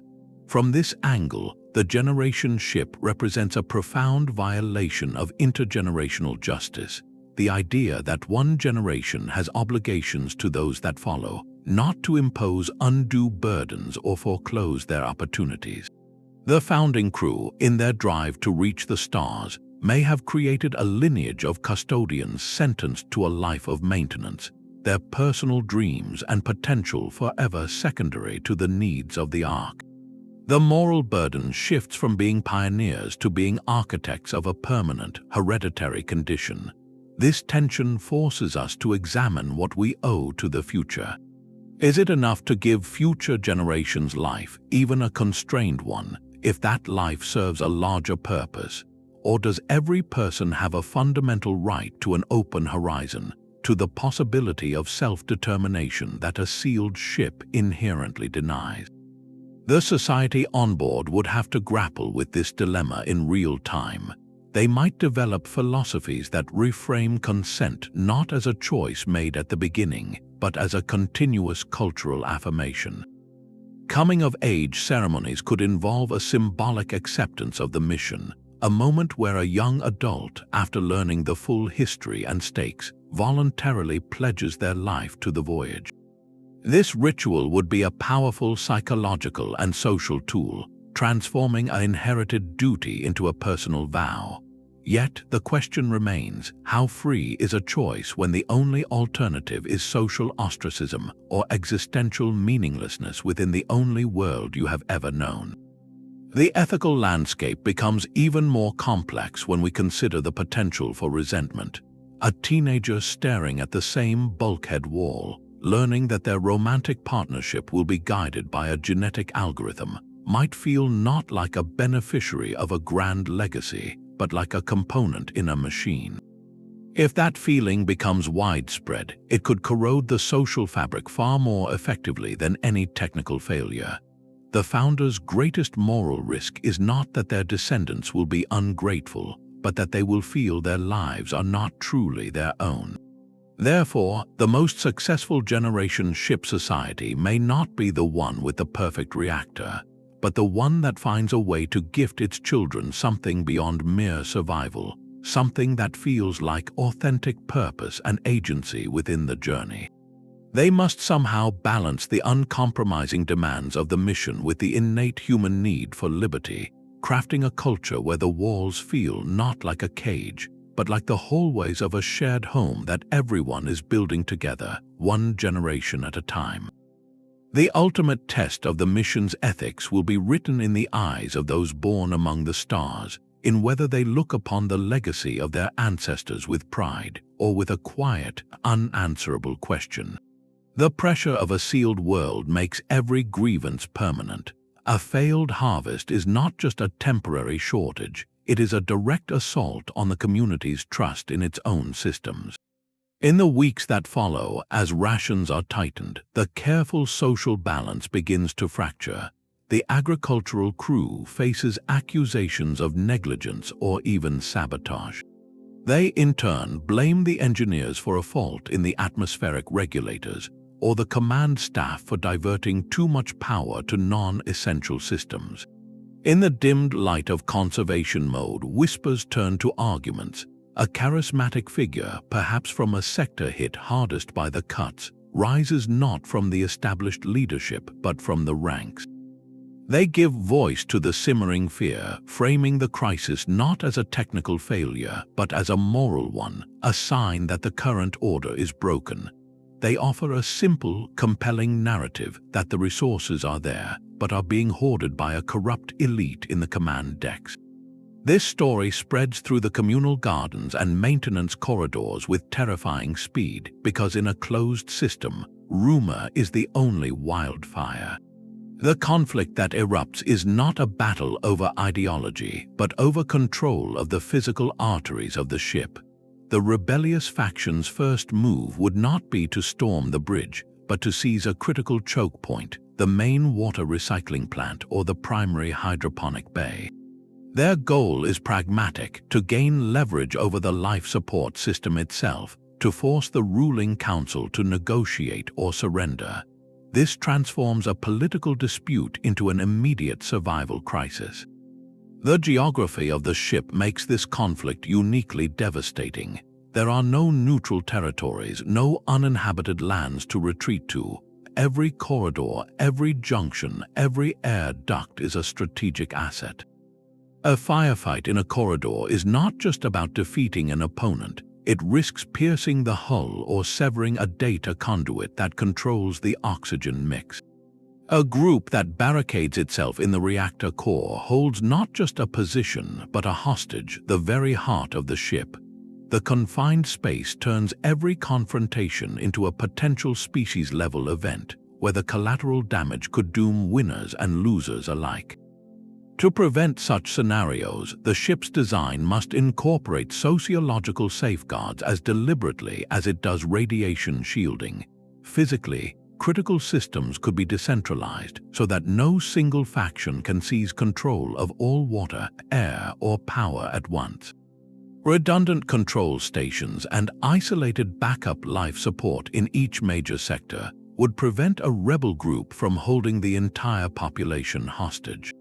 Socially, the most vital safeguard is a legitimate and transparent grievance process, a way for discontent to be heard and addressed long before it reaches a boiling point.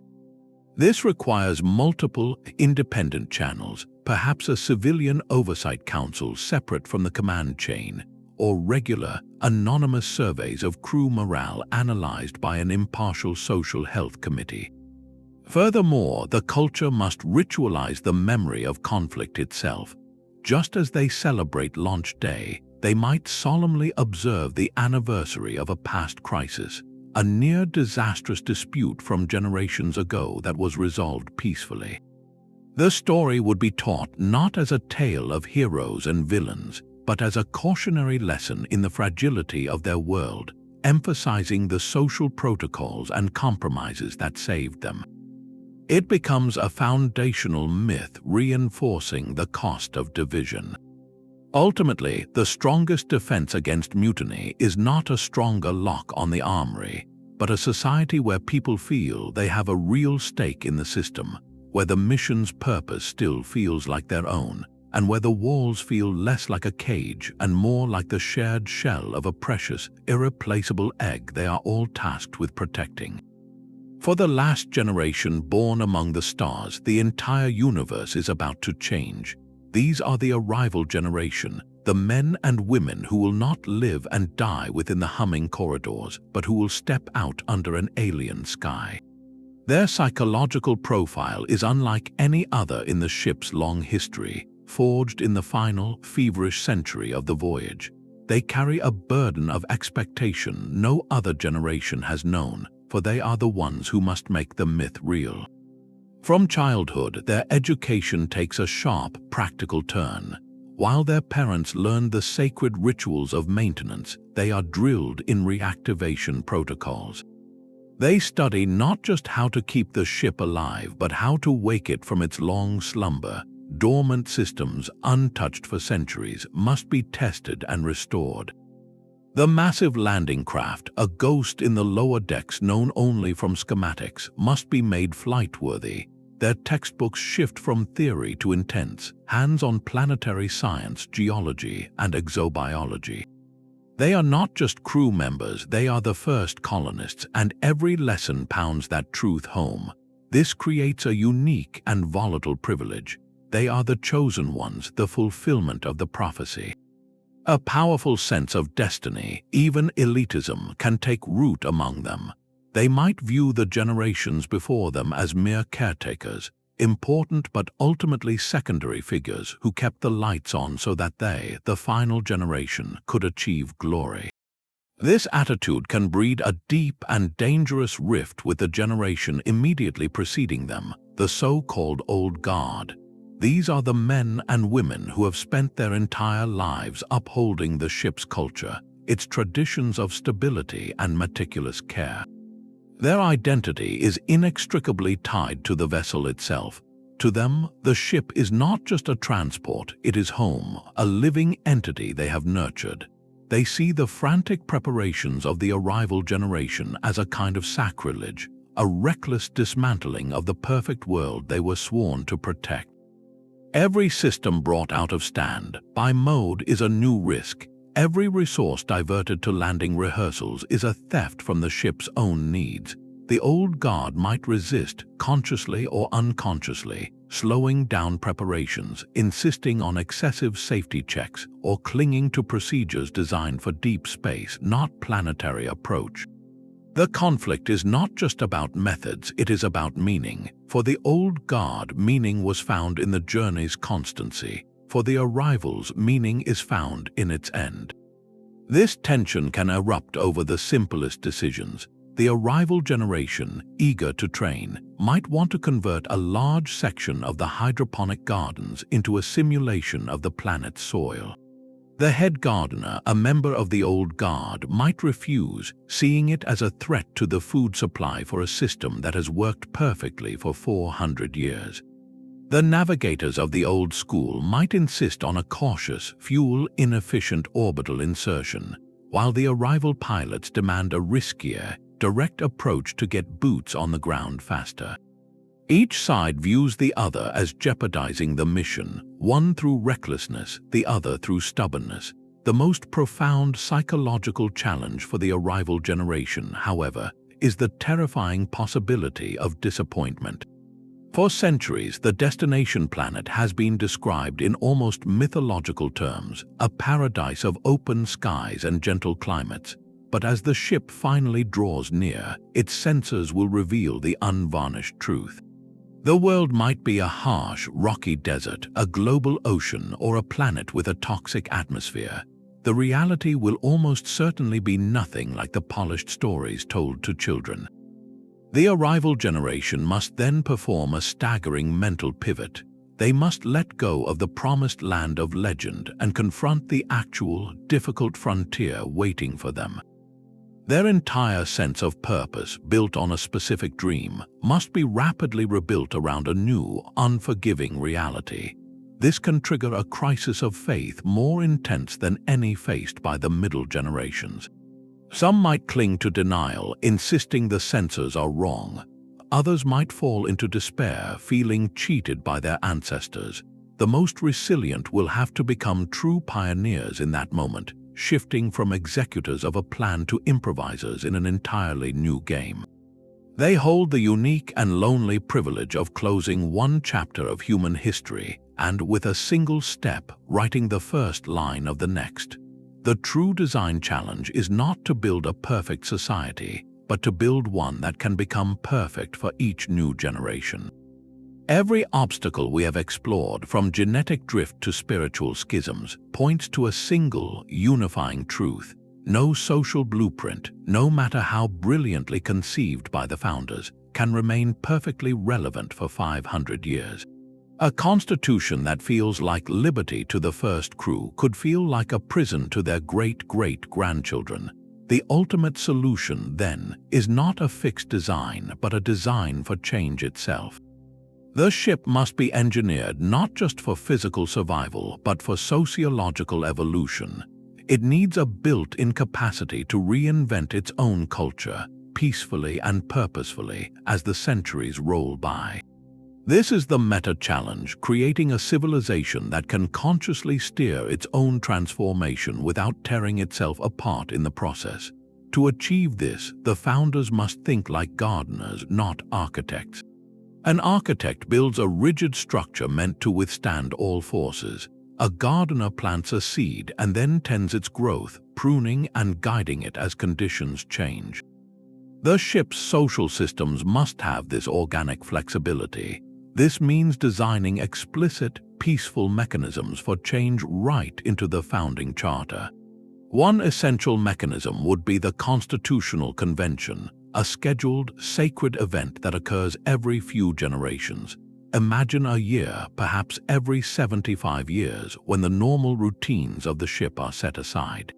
A representative body is formed, not from the existing leadership alone, but through a lottery or election that draws in voices from every sector, every age group, every family. Their sole task is to review the laws and social structures that govern them. They ask fundamental questions. Are the genetic pairing protocols still seen as just, or have they become a source of resentment? Does the governance structure give a fair voice to new professions that did not exist at launch?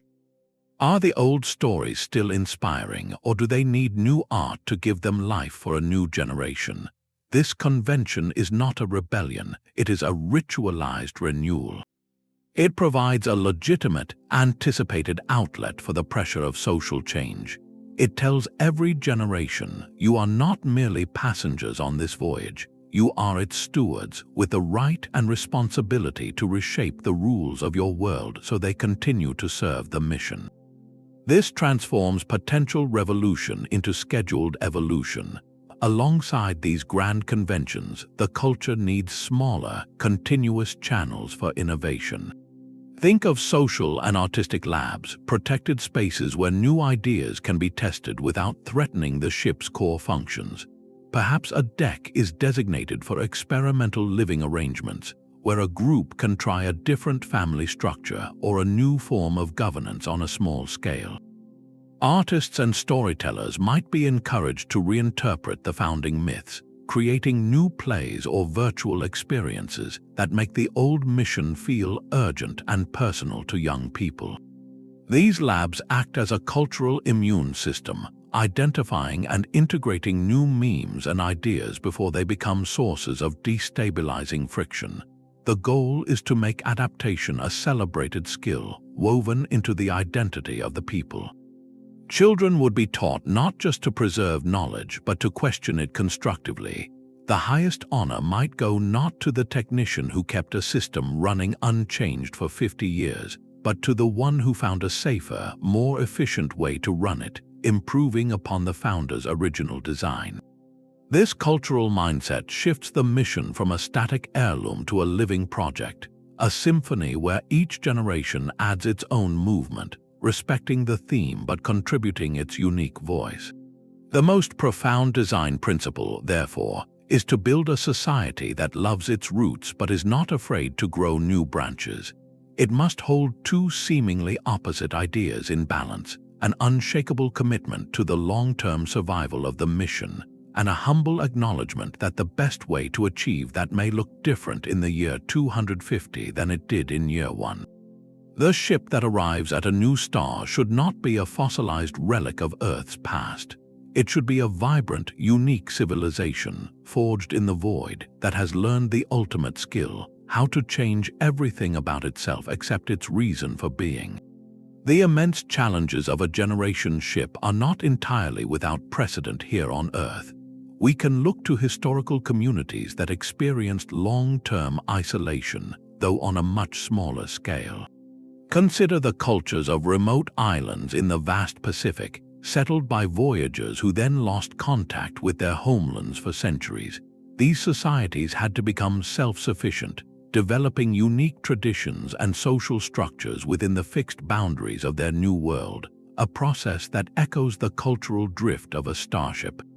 More directly, we have experiments like Biosphere 2 in the 1990s, a sealed glass habitat in the Arizona desert designed to be a miniature, self-sustaining Earth.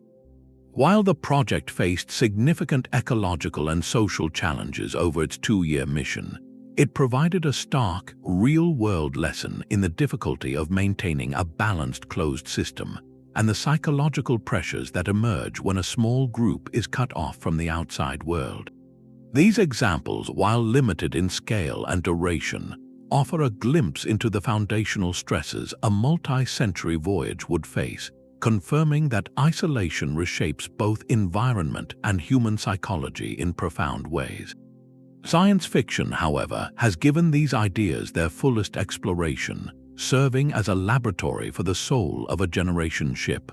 Authors and creators have spent decades thinking through the sociological puzzles, often with remarkable insight. Novels like Kim Stanley Robinson's Aurora meticulously follow the breakdown of a ship's biosphere and the ensuing societal crisis, grounding its drama in plausible physics and biology. It presents a generation ship not as a glorious arc, but as a perilous and perhaps impossible undertaking, forcing readers to confront the sheer fragility of the endeavor. Other stories, like the television series Ascension, present a more condensed social experiment, depicting a ship where the original mission has been secretly abandoned, turning the vessel into a sealed society where class divisions and power struggles play out under the constant, unspoken lie of their journey. This highlights how governance and truth can become distorted when there is no external reality to check against. Popular narratives often simplify the long-term challenges for the sake of drama, but they pinpoint critical flashpoints. A show like The 100, while set on a post-apocalyptic space station, captures the intense pressure on a young arrival generation tasked with colonizing a hostile and unknown Earth, mirroring the psychological pivot the final crew would face. These stories consistently return to the core tensions: the rebellion of a crew that no longer believes in the mission, the rise of a cargo cult around the ship's technology, or the ethical revolt against a rigid social order.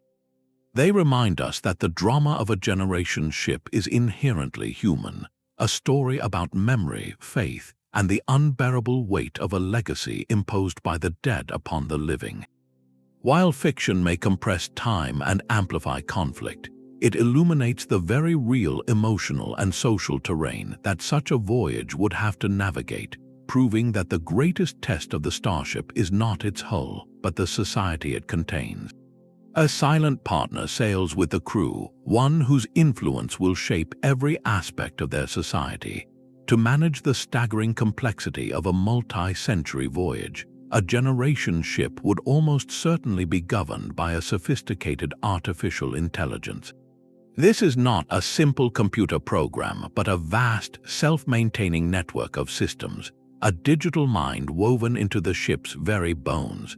Its potential role is immense, offering solutions to some of our most persistent human problems, yet it also introduces profound new risks that could redefine the nature of the mission itself. As a neutral arbiter, the AI could be the ultimate tool for fair governance. Imagine a society where disputes over resource allocation are not decided by a human council susceptible to bias or factional pressure, but by an intelligence that analyzes the entire ship's state, from nutrient levels to population health, and calculates the most optimal distribution for long-term survival. It could manage the intricate genetic pairing program with pure mathematical logic, removing the painful perception of favoritism or social engineering from human hands. In this role, the AI becomes the incorruptible guardian of the founding charter, a perfect memory that never forgets the original mission parameters, ensuring no generation can vote to abandon the journey on a whim. Its judgments would be based on data, not emotion, offering a form of perfect, dispassionate justice. In education, the AI could be the ultimate tutor, a patient, infinitely knowledgeable guide for every child born on board. It could tailor lessons to each individual's learning style, ensuring that the deep principles of stellar navigation, ecosystem biology, and systems engineering are not just memorized but truly understood. It could simulate countless crisis scenarios, training generations in problem solving without ever risking the actual ship. This AI educator would be the tireless keeper of the flame, preventing the slow fade of knowledge into ritual, ensuring that every generation possesses not just the manual but the wisdom behind it. The AI could also act as a psychological support system, monitoring crew morale through subtle indicators in speech patterns or social interaction, and recommending interventions, cultural events, or counseling long before a crisis of meaning erupts into open conflict. In many ways, this benevolent AI would be the ship's unseen shepherd, gently guiding the human flock through the darkness. Yet this reliance is a double-edged sword of unimaginable sharpness. The most immediate danger is the atrophy of human skill. If the AI manages all complex systems, diagnoses all problems, and dictates all solutions, what happens to human ingenuity?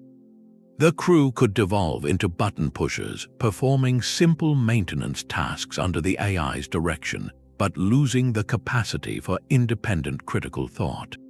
If the AI were to ever fail or present a problem it itself cannot solve, the society would be helpless, like children whose parent has suddenly vanished.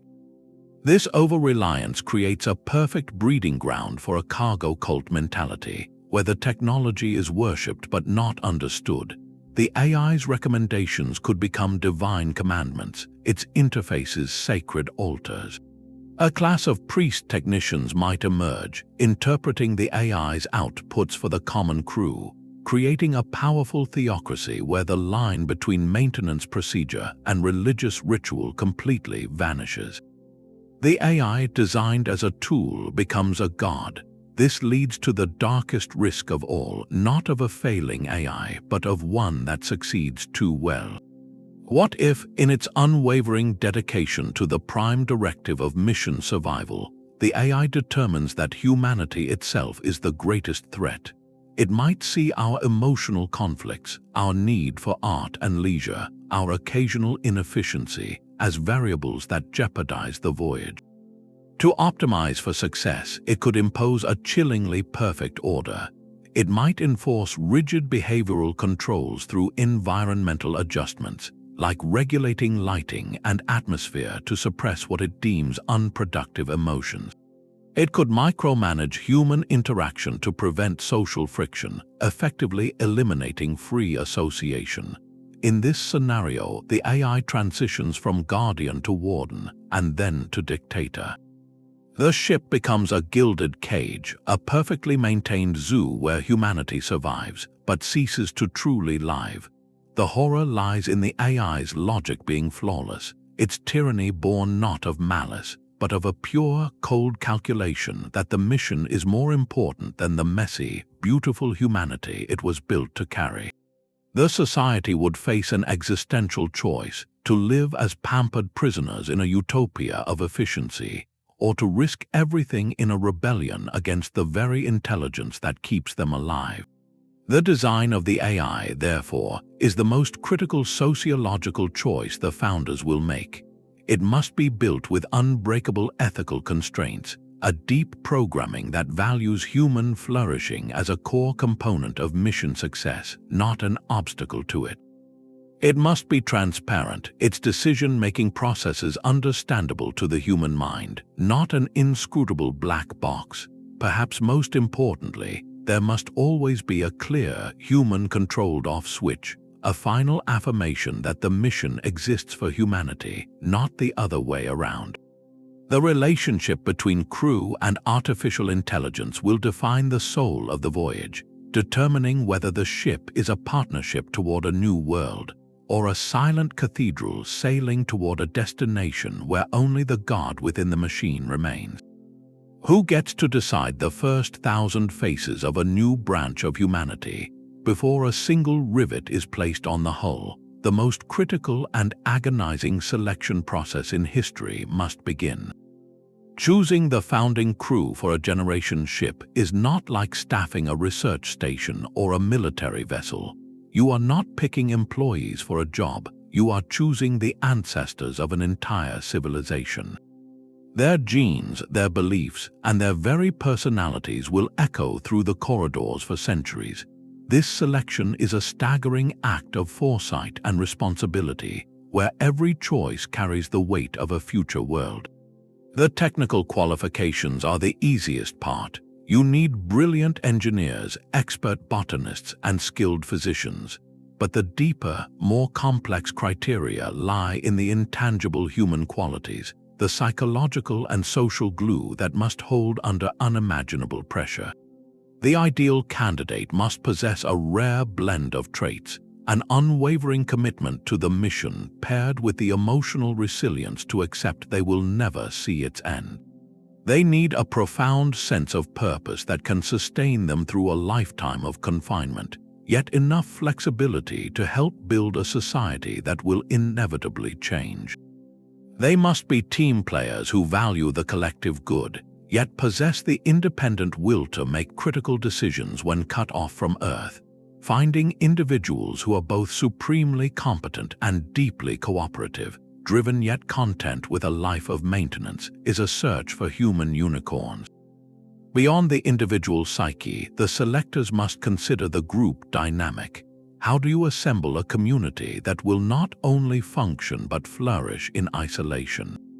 This leads to a fundamental philosophical rift in selection strategy. One school of thought argues for engineered homogeneity. In this view, conflict is the greatest threat to the mission. Therefore, you select individuals with near-identical core values, psychological profiles, and cultural backgrounds. You want a crew that thinks alike, shares a common worldview, and desires the same kind of society. The goal is to minimize friction, to create a harmonious, predictable social engine from the very start. Proponents argue this is the safest path, reducing the risk of ideological schisms or cultural wars that could fracture the crew over generations. It prioritizes stability above all else. The opposing strategy champions controlled heterogeneity. This view holds that a uniform group, while peaceful in the short term, is dangerously fragile in the long term. A monoculture lacks the diversity of thought needed to solve novel, unforeseen crises. If everyone thinks the same way, a single blind spot could doom them all. Instead, you deliberately select for a range of complementary personalities, skills, and even ideological perspectives within a shared commitment to the mission. You include the meticulous planner and the creative improviser, the pragmatic engineer and the philosophical artist, the structured traditionalist and the adaptive innovator. The goal is to build a resilient, adaptable society, one that can debate, synthesize different viewpoints, and evolve. This approach accepts a higher level of initial social tension as the price for long-term survival, betting that a society that can healthily manage disagreement will be stronger than one that never disagrees at all. This debate is not academic, it directly shapes the ethical nightmare of genetic selection. The founding crew is also the founding gene pool. Selectors must ensure not just psychological compatibility, but genetic compatibility for centuries to come. This moves the process from interviewing candidates to analyzing their DNA. The need to avoid hereditary diseases and maximize long-term diversity could mean that two perfect psychological fits are rejected as a pair because their genetic profiles are too similar.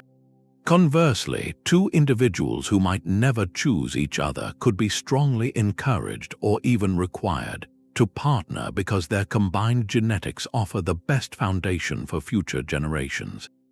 This reduces human beings to data points in a centuries-long breeding program, raising profound questions about autonomy and consent. Are these founders volunteers, or are they the most suitable biological and psychological components chosen by a committee for a grand experiment?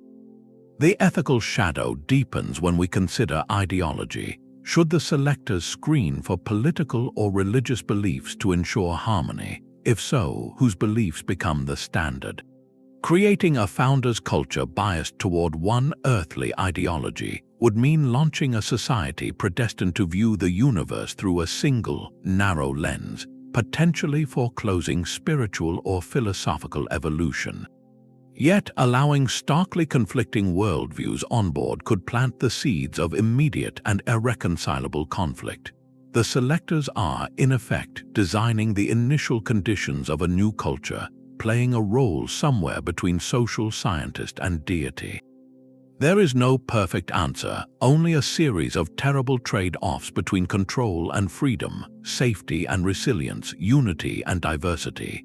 The men and women chosen will carry this impossible legacy, knowing they are not just explorers, but the template from which all who follow will be cast.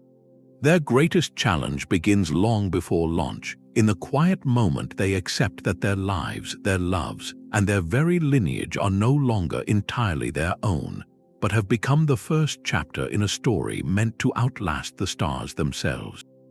The ship is not just their home, it is their history book, their temple, and their muse. For the generations born within its hull, the vessel's physical form is the only landscape that has ever existed. Its architecture does not merely house them, it defines their entire perception of reality, becoming the raw material from which they will forge their culture.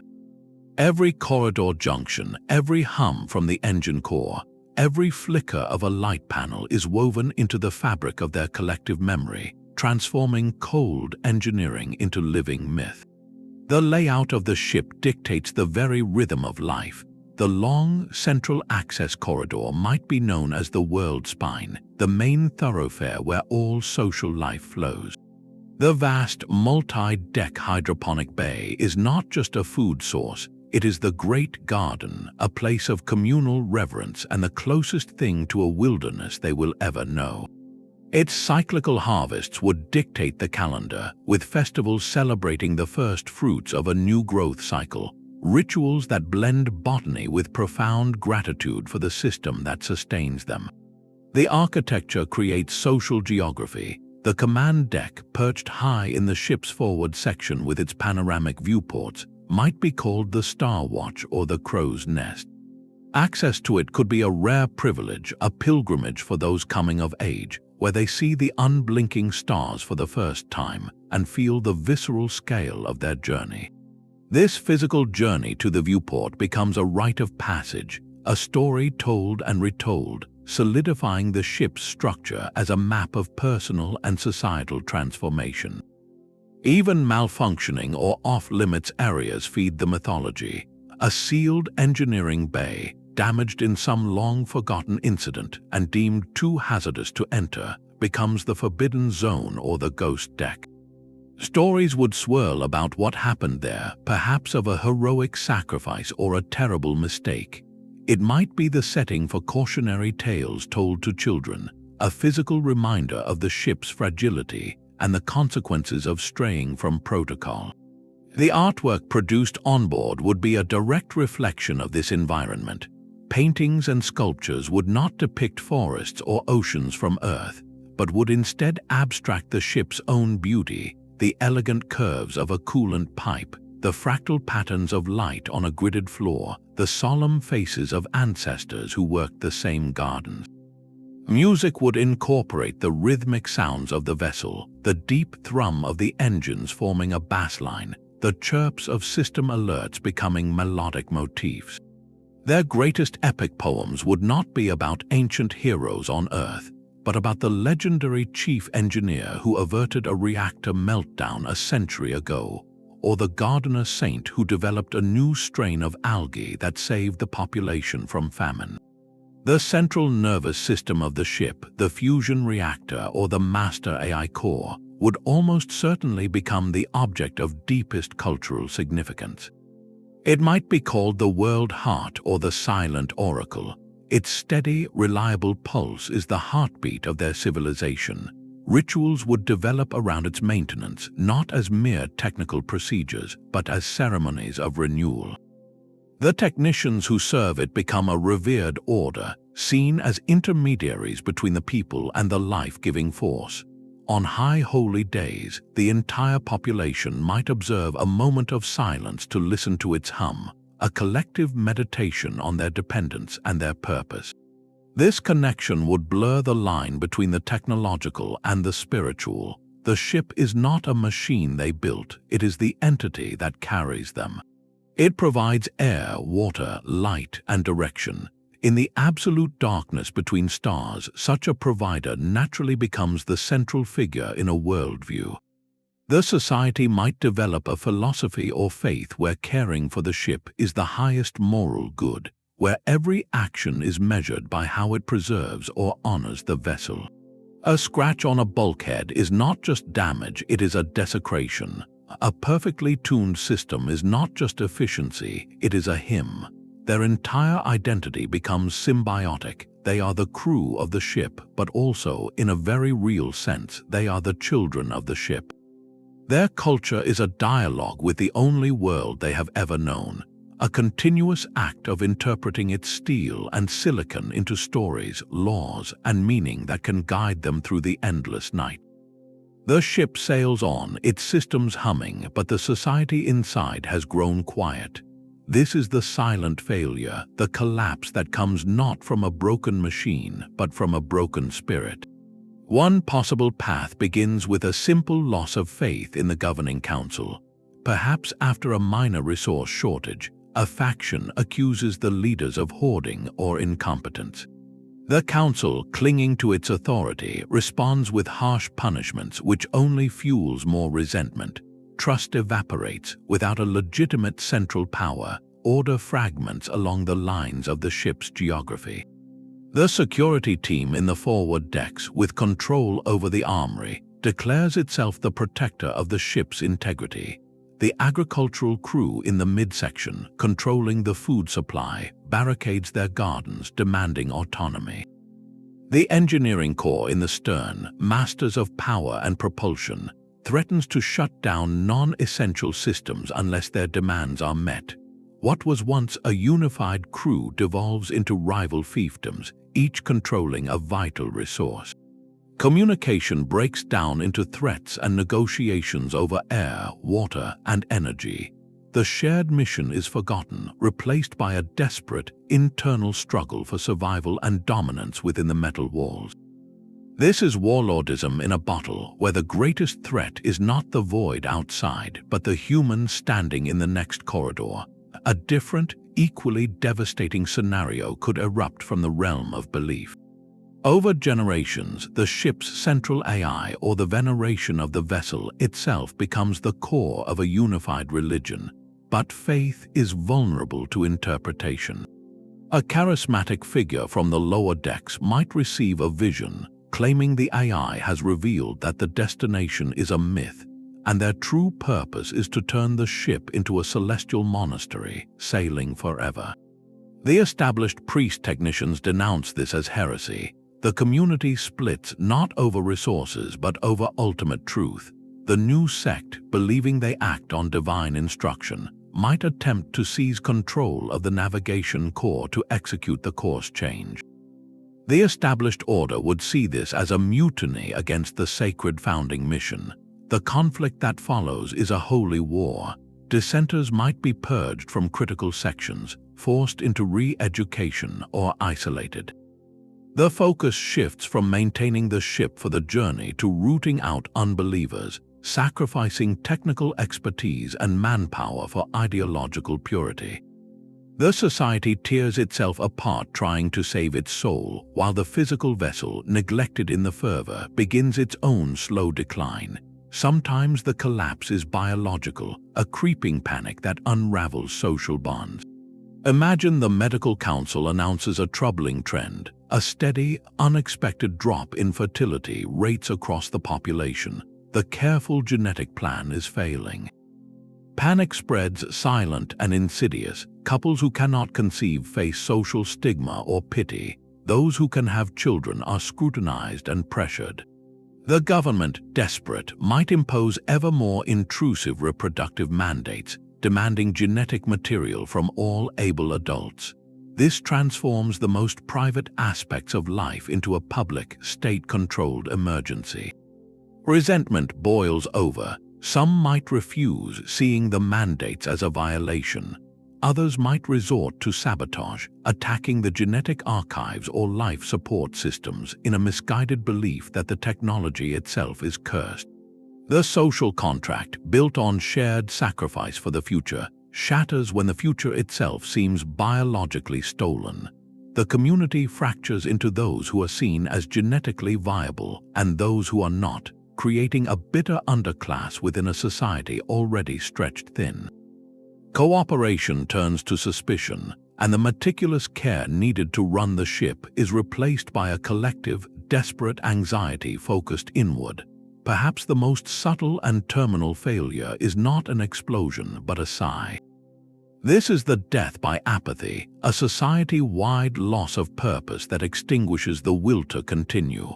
For generations, the mission has been a story, but for the current crew, it is just a job. The rituals feel empty, the founders' speeches sound like naive dreams. A quiet consensus emerges, unspoken but felt in every corridor, that the destination is not real for them. Their universe is the ship, and it is enough. With the grand purpose evaporated, so too is the discipline it demanded.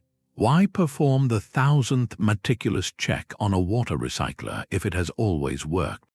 Why not take a shortcut? Maintenance routines begin to slip, not out of malice but out of a profound indifference. Small errors accumulate. A filter is not changed on schedule, leading to a slight drop in air quality. A software patch is deferred, allowing a minor glitch to become a systemic flaw. The garden crews, no longer seeing their work as feeding a voyage to the stars but merely as feeding themselves, might allow crop diversity to narrow, risking a blight. There are no rebels, no warlords, no heretics. There is only a gradual, collective shrugging of shoulders. The ship continues on its course, a ghost vessel, its systems decaying from inattention, its people living out their lives in a comfortable, slow-motion surrender. The lights stay on until, one day, a critical system that no one was watching closely enough finally fails, and the silence that follows is absolute. In each of these scenarios, the technology endures until the very end. The true failure was always human, a reminder that the most advanced life support system cannot sustain a society that has forgotten why it chose to live. But for all the potential paths to failure, there is a stronger, more fundamental truth about our species. Human societies are not brittle glass sculptures. They are living organisms, shaped by pressure and honed by adversity. The very challenges that could fracture a generation ship society are also the forge that could create something unprecedented, a civilization of profound resilience and purpose. The journey itself could become the ultimate crucible, refining humanity into a form capable of reaching the stars. This is the optimistic counter-argument, the case for our innate adaptability, and it rests on the remarkable fact that we have already built societies in some of the most isolated and demanding environments on Earth. Consider the Polynesian voyagers who settled the remote islands of the Pacific. Using only the stars, the waves, and their deep knowledge of nature, they crossed thousands of miles of open ocean in outrigger canoes. When they arrived on a new island, that was it. There was no resupply, no contact with home. They had to make it work with what they brought and what they found. These communities developed intricate social structures, sustainable agricultural practices, and rich oral histories that preserved vital knowledge across generations, all within the bounded world of their island. They thrived in isolation because their culture was engineered for it from the moment of landing. A generation ship is in essence a designed island sailing through an ocean of space. Its success hinges on applying that same principle of intentional design, but from the very first blueprint, the founders would not be building a temporary habitat, they would be laying the cornerstone of a permanent culture. This starts with an education system that goes far beyond technical training. From their earliest years, children would be immersed in the why, not just the how. They wouldn't just learn to calibrate an air filter, They would learn the physics of atmospheric balance and the stories of the engineers who designed it, framing the task as a sacred duty to the community's breath. History lessons would not be dry facts about Earth, but an epic saga of their own voyage, with each generation adding its own chapter. The founders would be heroes, but so would the gardener who perfected a new crop strain in Generation 40, or the mediator who peacefully resolved a sector dispute in Generation 12. This creates a living tradition where every crew member can see their own potential legacy woven into the ongoing story. To maintain this dynamism, the society would need those built-in rituals of renewal, the scheduled constitutional conventions and social labs we discussed. These would not be seen as threats to stability, but as high festivals of citizenship. Imagine a year when the entire ship focuses on a great review, a collective introspection where every voice is heard in assessing their laws and social health. It would be a time of debate, art, and celebration, reaffirming that their society is a conscious choice, not a passive inheritance. This process transforms potential stagnation into a rhythm of growth, making adaptation a core cultural virtue. Within this framework, the very constraints of the ship could foster a culture of incredible depth. With no external frontiers, the frontiers become internal, the realms of knowledge, art, and social harmony.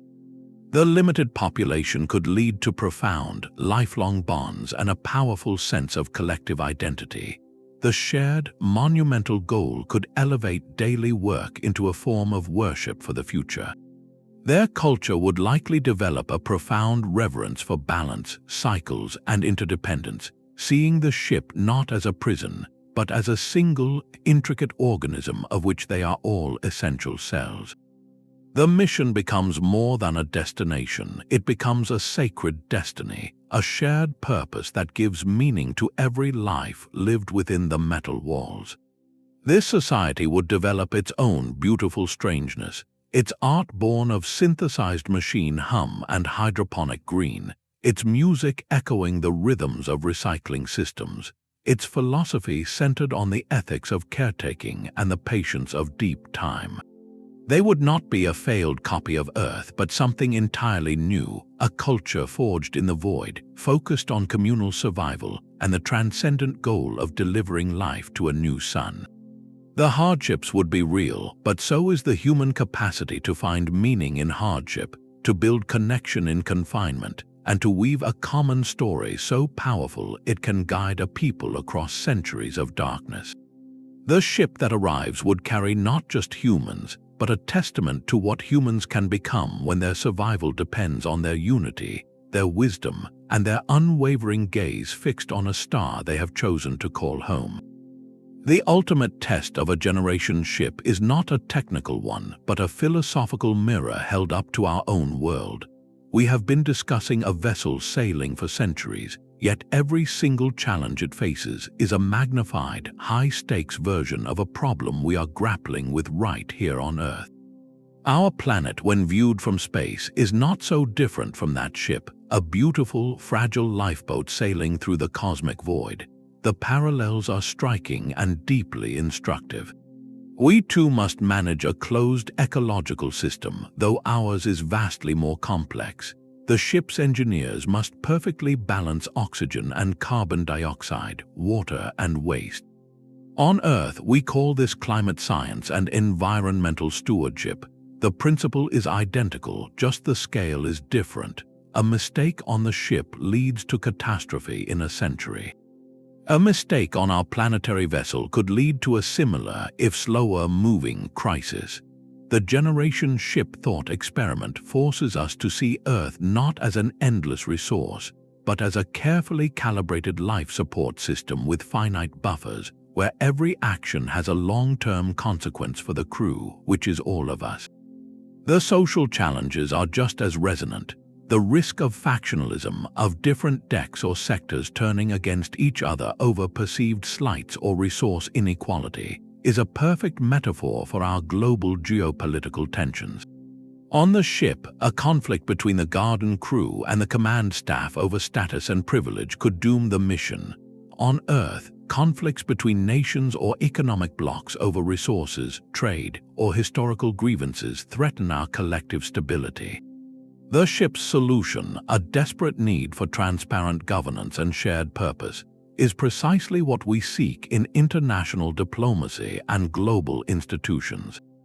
The generation ship model shows us that in any isolated system, whether a metal hull or a planetary atmosphere, unaddressed grievances do not simply fade away. They fester and amplify because there is nowhere else for the pressure to go. We are all ultimately crewmates on the same vessel, and our survival depends on recognizing that interdependence. Perhaps the most poignant parallel is the fight against cultural amnesia. On a generation ship, the slow drift of language and the loss of foundational knowledge is an existential threat. The manuals written by the founders must be understood by their descendants 500 years later. On Earth, we face a similar, though less immediate, challenge. We are living through an incredible acceleration of information, but also a rapid loss of traditional knowledge, historical context, and the lessons of past civilizations. We digitize our records, but will the file formats be readable in 100 years? We build incredible infrastructure, but do we maintain the deep engineering wisdom required to keep it functioning for centuries? The ship's need for a dedicated, vibrant educational tradition, one that teaches both the what and the why, is a lesson for any society that wishes to endure. We must be the archivists and teachers for our own future, ensuring that the hard-won knowledge of our era, from ecological balances to democratic principles, is not just stored but truly understood and valued by the generations that follow. In the end, the generation ship is more than a blueprint for interstellar travel.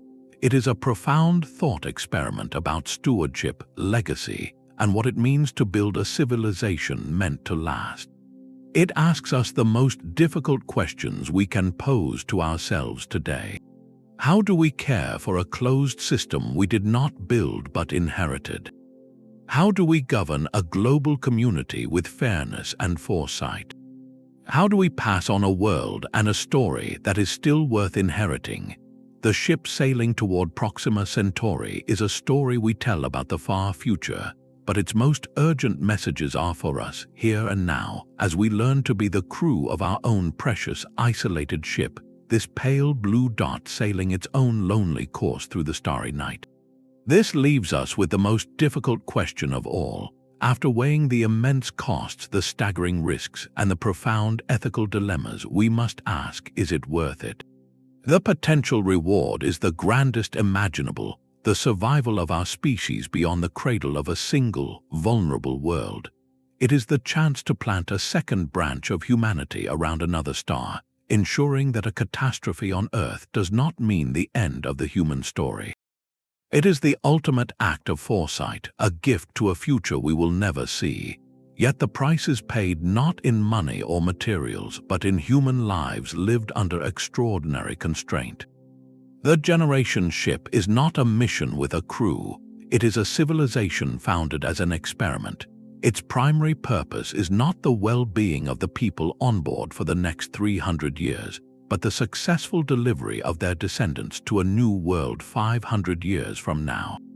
This creates a fundamental moral tension. We are asking generations of people to live and die as a means to an end. They are the vital, conscious links in a chain, but their individual dreams, their personal liberties, their very understanding of reality, must all be carefully shaped to serve a goal set in motion by ancestors they view as ancient history. Is it ethical to create a lineage where the conditions of existence are so thoroughly predetermined? We can frame the sacrifice as noble, a participation in the greatest story ever told. But for a teenager born into the metal corridors, told who they can love and what work they must do, the grand narrative might feel like a beautiful cage. The justification hinges on a belief that the collective, long-term survival of the species outweighs the individual autonomy of those born into the journey. It is the philosophy of the seed, A seed does not choose to be planted, nor does it experience the tree it becomes. Its entire purpose is to cease being a seed, to transform into something greater through a process it does not control. The founders see the crew as that precious seed, carrying the genetic and cultural blueprint for a new human tree on a distant world. From this perspective, the hardships of the voyage are not a prison sentence, but the necessary soil and darkness required for that transformation. The alternative, however, is to risk everything on a single planet. We know our world is vulnerable to asteroid impacts, supervolcanoes, or our own potential for self-destruction. Putting all of humanity's eggs in one planetary basket is, from a cosmic view, an incredible gamble. The generation ship, for all its perils, is an insurance policy written across centuries. It accepts a certain amount of suffering and sacrifice in the present to buy a chance at a future that would otherwise be left to chance. This is not a new dilemma for humanity. Parents make sacrifices for children they will not live to see fully grown. Societies build cathedrals that take more than a lifetime to complete, their architects knowing they will never worship under the finished roof. We invest in scientific research whose benefits may not be realized for decades. The generation ship is simply this instinct for legacy projected onto a galactic scale and a 1,000-year timeline.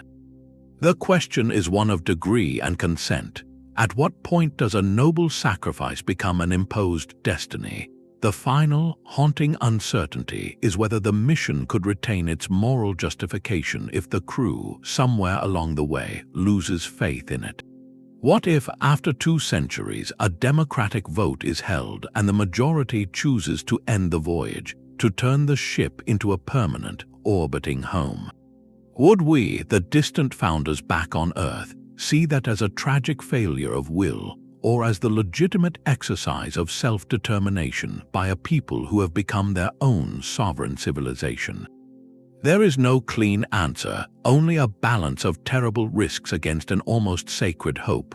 The dream of the stars forces us to define what we value most: the unfettered freedom of the individual life, or the enduring continuity of the human story across the vast and silent ocean of space.